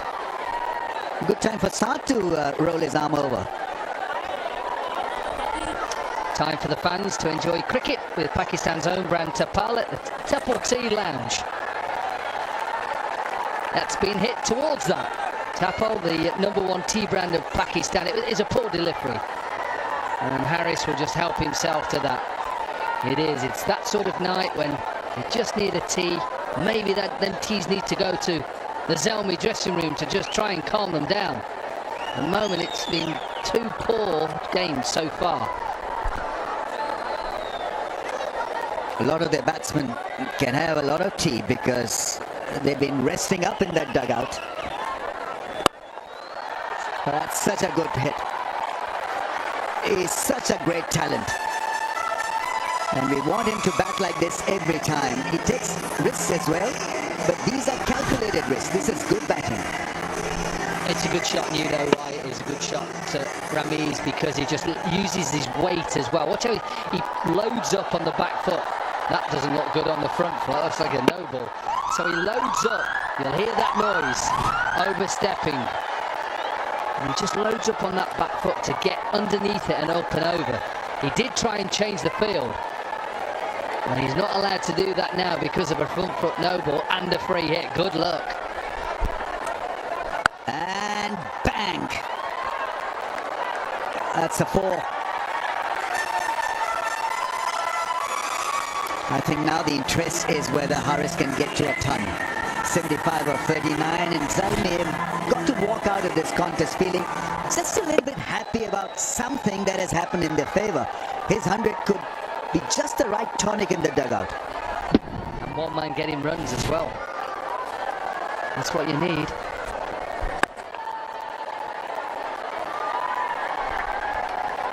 Not in 2020 that you just need 1 or 2 just to turn up. At the moment he's only turned up today. You know the likes of Babar will turn up.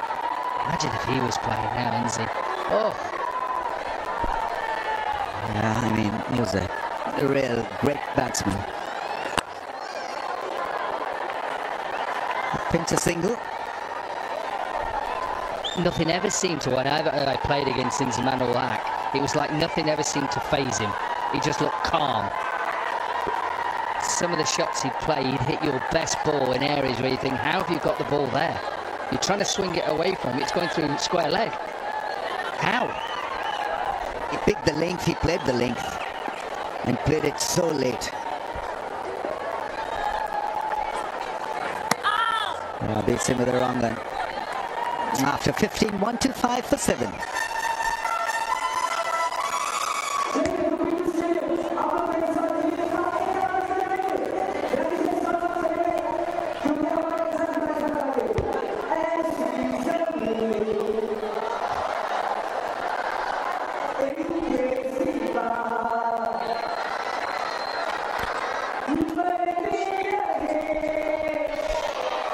Okay, with the score at 125 for 7, we've got a Tapal Strijic timeout.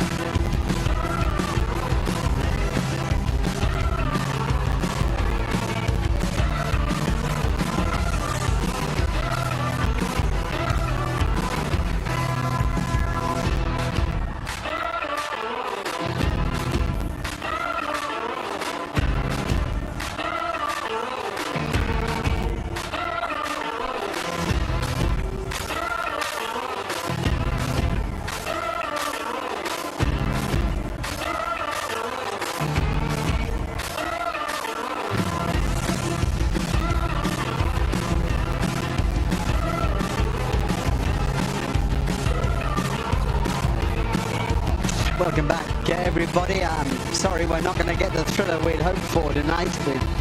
We're finding these high first innings scores. But Islamabad United made 243 for 5. They go hard in the run chase. Of course, they lose wickets, and it gets very difficult. 125 for 7 now, Peshawar. And a desperately disappointing day for them. Oh, that's another one caught in the deep, I think.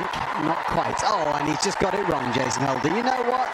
That's unusual. That's one of the smartest cricket brains out there. And he just misjudged that. Probably right to go for the catch. He may be smart, but sometimes your legs just don't get there, right? Maybe he did think it was going to carry a little bit more and then bounced in that uncomfortable position. Well, Mohammad Haris has played incredibly well in the face of wickets tumbling around him, and this monstrous run rate required. I mean, it's not doable. It's almost 25 and over. But he's 81 from 43 balls, and all credit to him. And you think the only real interest left in the game is, will Haris get to 3 figures or not? He needs 19 more. He's farmed the strike for a bit. Now he's given Mukim 4 deliveries. Who is bowled? Only one was required, sir. Yeah, he tried the reverse sweep. I don't think Haris will be too happy about that. He wanted a forward defensive approach into the offside, but Mukim thought, well, let's have a go. And Shadab hits off stump. Not the most natural reverse sweep you'll ever see. He stood up and tried to just sweep it standing up. The only word that comes to mind is ugly. Ugly batting. Mukim goes for just a single. It's 130 for 8.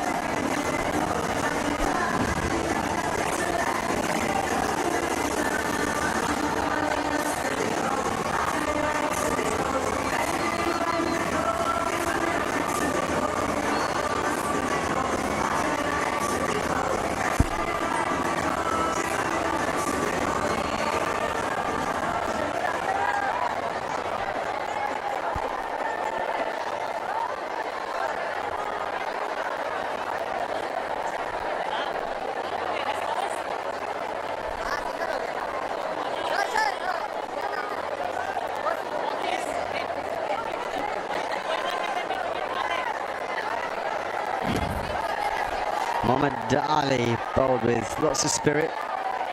He went for a few, but I do think he's got ability. And now he has to bat.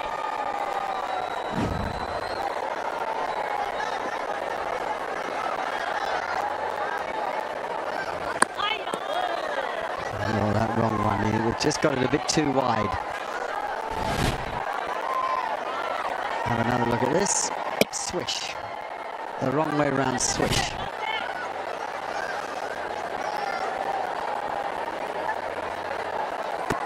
Oh, that's out LBW, is it? He hit it. Ah, he hit it on the side edge. Been a good pitch this, played really well for the first innings, and I suspect, given Mohammad Haris is 81 from 43, it's played pretty well this innings too. But it's that enormous scoreboard pressure. You lose 3 wickets quickly in the power play, it leaves it so difficult. 16 gone, it's 133.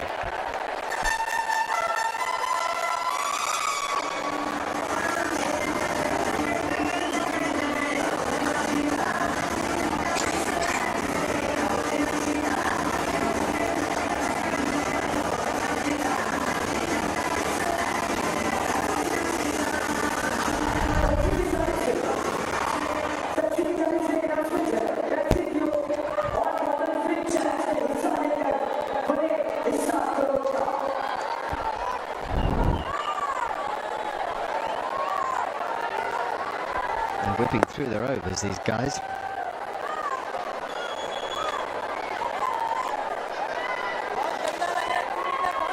Well, as this one grinds to a halt, so tomorrow get ready for David Warner and Shane Shah Afridi. There's a contest for you. Karachi Kings and Lahore Qalandars. Tomorrow, 7:50 from Karachi. Come on, everybody in Karachi, get out there to watch these guys.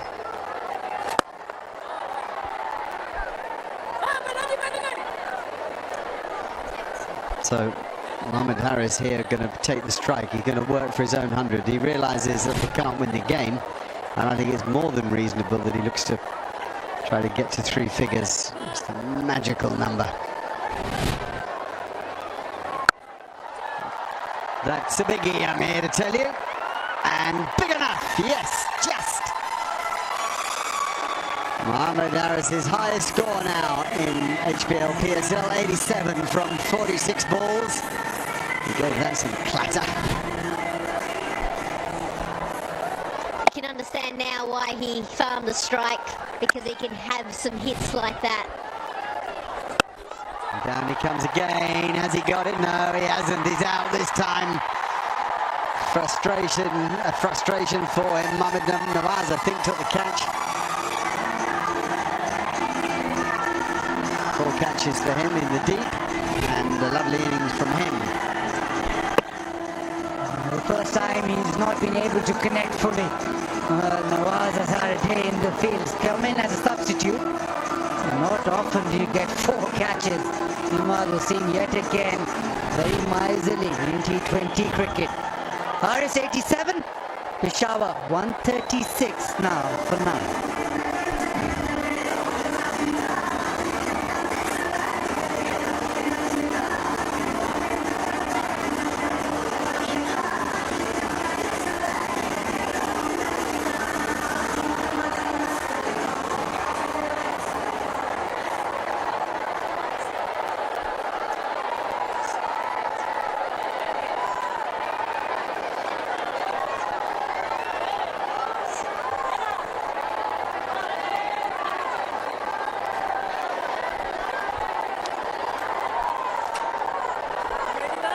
Ali Raza joins Mohammad Ali at the crease now. 17-year-old boy out there playing this highly stressful cricket. Shows tremendous courage when he sprints into bowl. He's got a great ability for the game. I think he could go a long, long way, but it's tough stuff at the moment. Just fan pulse. Hamza Salim and Saqib Niazi are today's Super Daily winners. Congratulations from us all.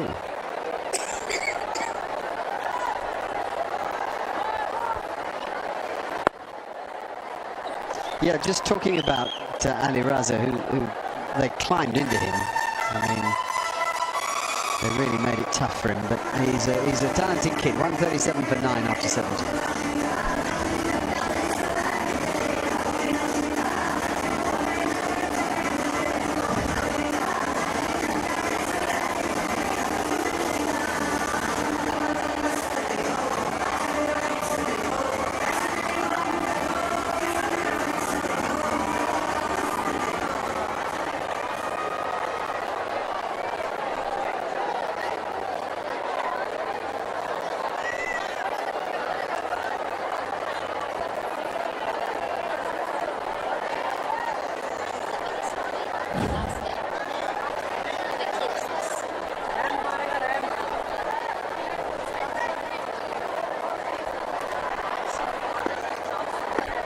Saad Masood now.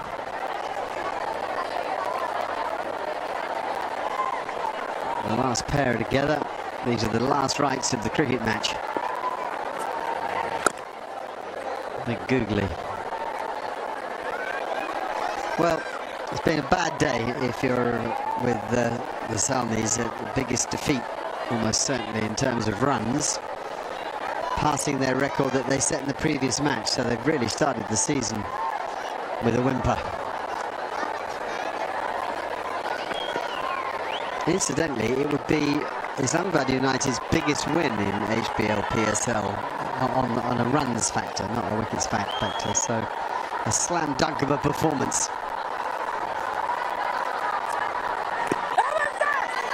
That's out, isn't it? No, okay, not out. Overexcited. Have to assume he hit it, I think, because it looked to be in front of all three.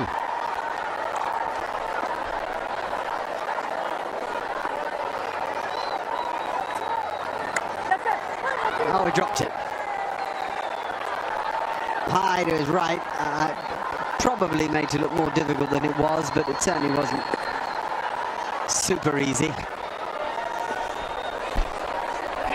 Naseem Shah had slipped. Now he's been obviously told to go elsewhere, but you don't often see that. He's not the safest pair of hands, especially not a slip. I was going to say Jason Holder as a tall fast bowler who was able to get Babar Azam. How many other fast bowlers are behind there? Jason Holder just swallowed it. I think Naseem was in the wrong place at the right time.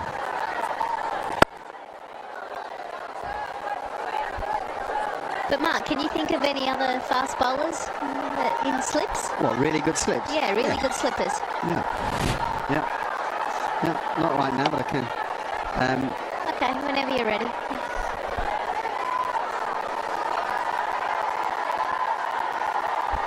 Jimmy Anderson. Funny enough, another England captain, Bob Willis.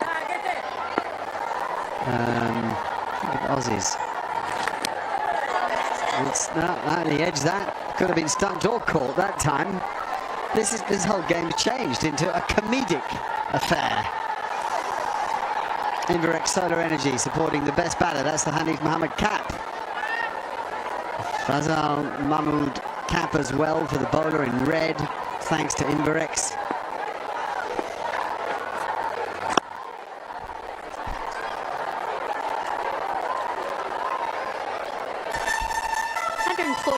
For 9.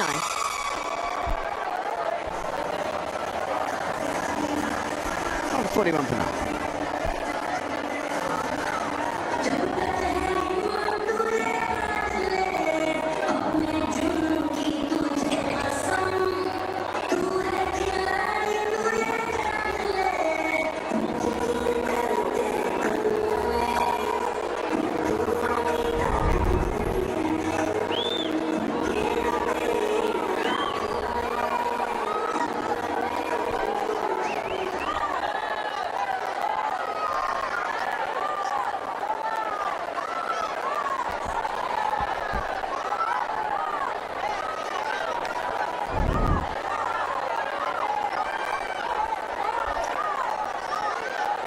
Back to the Australian left-arm quick, Ben Dorshus. Figures of 1 for 23 from his 2. You can see that on the screen. Muhammad Ali on strike.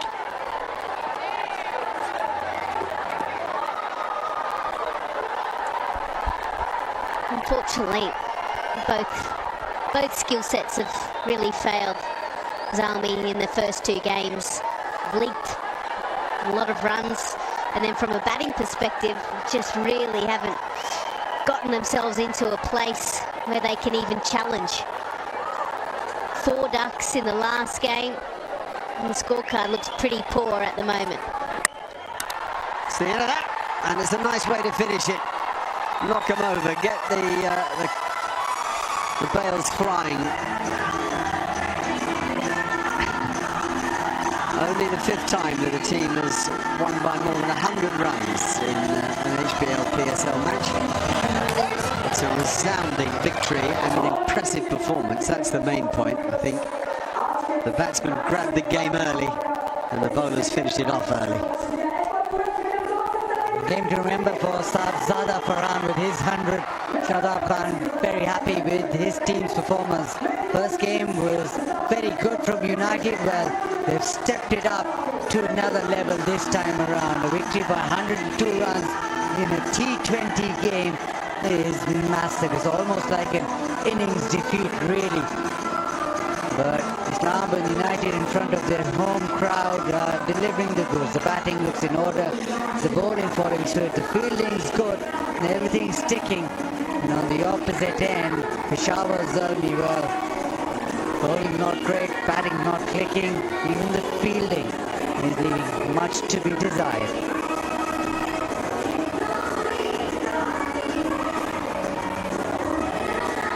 Ben Dorshus, new to the tournament. He finished the job. It must be a great thing, I think. Travel the world, playing in other people's countries and learning the cultures and seeing how people think differently to you and have different ideas about how to play the game.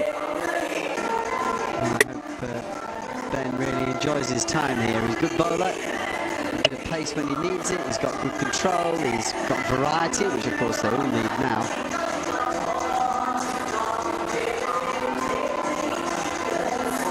And Mike Hesson, the coach there with the beard and the glasses, intelligent man, and his team will be really pleased with the way they've started this tournament.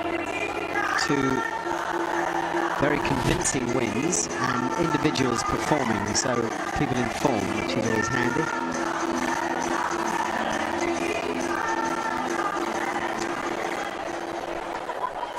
And even the old lion got involved. Hammering for Peshawar Zalmi for the 2nd time.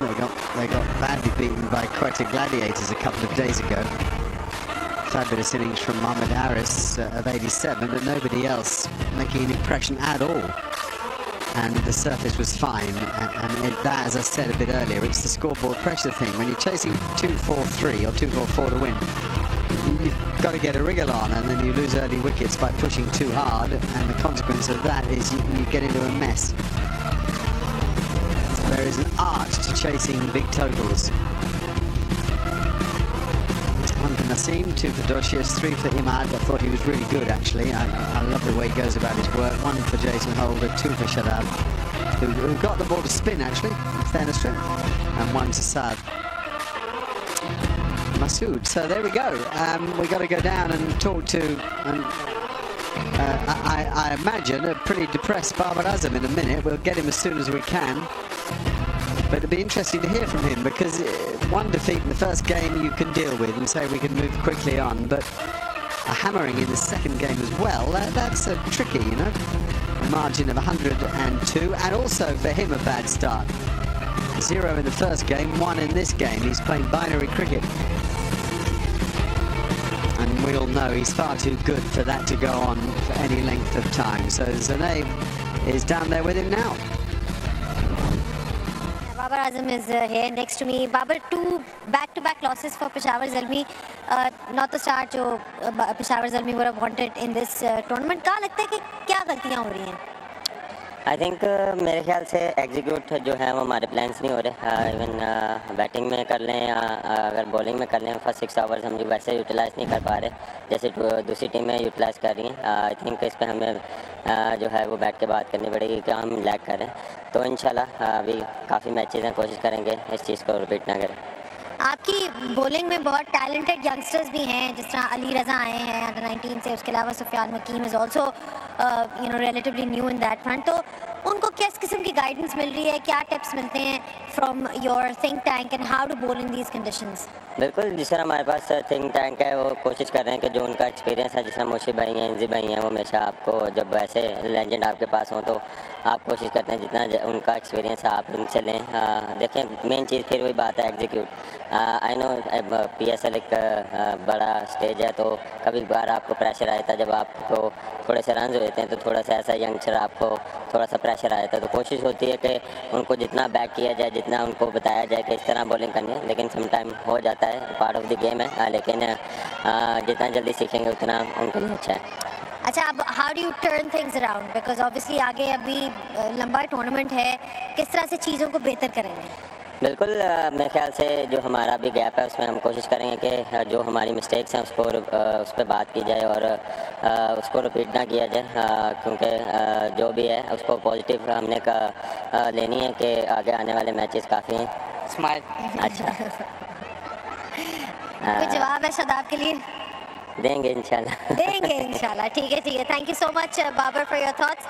And Babar Azam just mentioning the fact that they made too many mistakes at the top, especially the fact that they've got youngsters in their lineup. The likes of Sufyan Mukim and Ali Raza are relatively inexperienced, and it's really a case of executing their plans well. He also spoke about how he's looking ahead and hoping that they don't repeat those mistakes, and also a bit of banter towards the end between him and Shadab, where he told Shadab that he will answer them properly in the next game. Well, thanks for the translation. That's great. We wondered why he was having a giggle. There's a reminder of what happened today and why Bubba was reflecting on such a chunky defeat. A performance that had a bit of everything, didn't it, Lisa? You pointed out they were good in all departments, and some people were bad in all departments. Yeah, the current champions have come out swinging straight away in this tournament, in this edition. They were able to pick up early wickets within the power play. Ben Walsh is playing his first game. Mitch Owen, who was elevated, batted 7 last game and came all the way up to 3. This wasn't given on field, but it was a smart decision to send it up to DRS. And they got the 3 reds that they were looking for. Imad was excellent. Despite being hit for a 4, he has a knack of being able to kind of get the ball in the right areas. And that was the 3rd wicket that fell within the power play. It was only really Mohammad Haris who got any semblance of runs, any semblance of boundaries for Peshawar. He batted beautifully, hit the ball strongly. This was a huge hit. Head torn over fine leg, but then it was Imad Wasim again TKC down the ground. The drift back in, gets the inner half off the bat. The catching was good also from Islamabad United. Hussain Tala with a massive 6. But then departed with that short ball. Gets extra bounce to Jason Holder. That was one of Nawaz's 4 catches. On the other end, it was just only the matter of Haris. There is number 2 for Nawaz, who had a field day, came in a substitute. And that is number 3 for Nawaz again. He's everywhere in the field. Haris was in search of 100. A rare mistake in the field. This is all just misjudging it. Went off for a poor shot, ugly shot. With Shadab getting a wicket. Haris then hit one over mid-wicket and then one which was hit straight to long on. It was a good catch for Nawaz. And then the end. Beautiful delivery hitting top of off.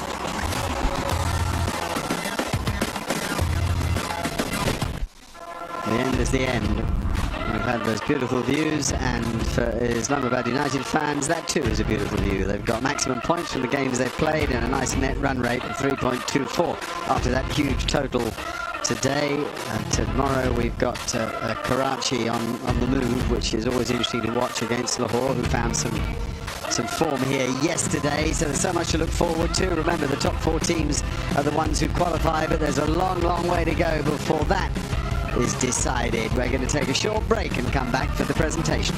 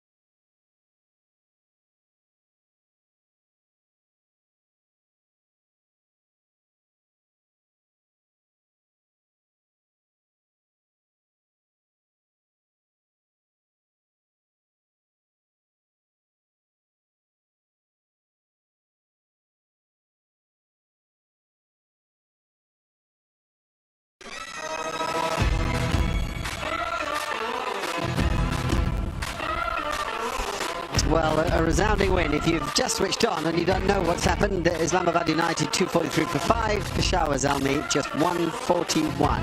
Defeat by 102. The biggest victory in terms of runs by Islamabad and the worst defeat for Zalmi. So, we're going to head down to the presentation in a minute. Yeah, we're ready. Great. We can go downstairs and we're going to find Ramiz Raja there, who will host it for us. Fantastic win by Islamabad United. They were flawless this evening in all the spheres of the game. So many congratulations to Shadab and his men. Zalmi will have to do just a little bit better, I guess, moving forward into this tournament. Right, in the presentation party, we've got Mr. Arshad Shafi, Senior Manager, Pakistan Cricket Board, Mr. Amir Aziz, CEO and Member Board of Directors, HBL Zarai Services Limited, Mr. Rohel Ahmed, his business partner, Jazz, Mr. Musarrat Shah Shinwari, Authorized Dealer of Inverex Solar Energy, Mr. Sharjeel Javed on behalf of Home Appliances, Mr. Hani Mustafa on behalf of Go Lutlo, and Mr. Farhan Zaman is the squash player and Hamare Heroes hero.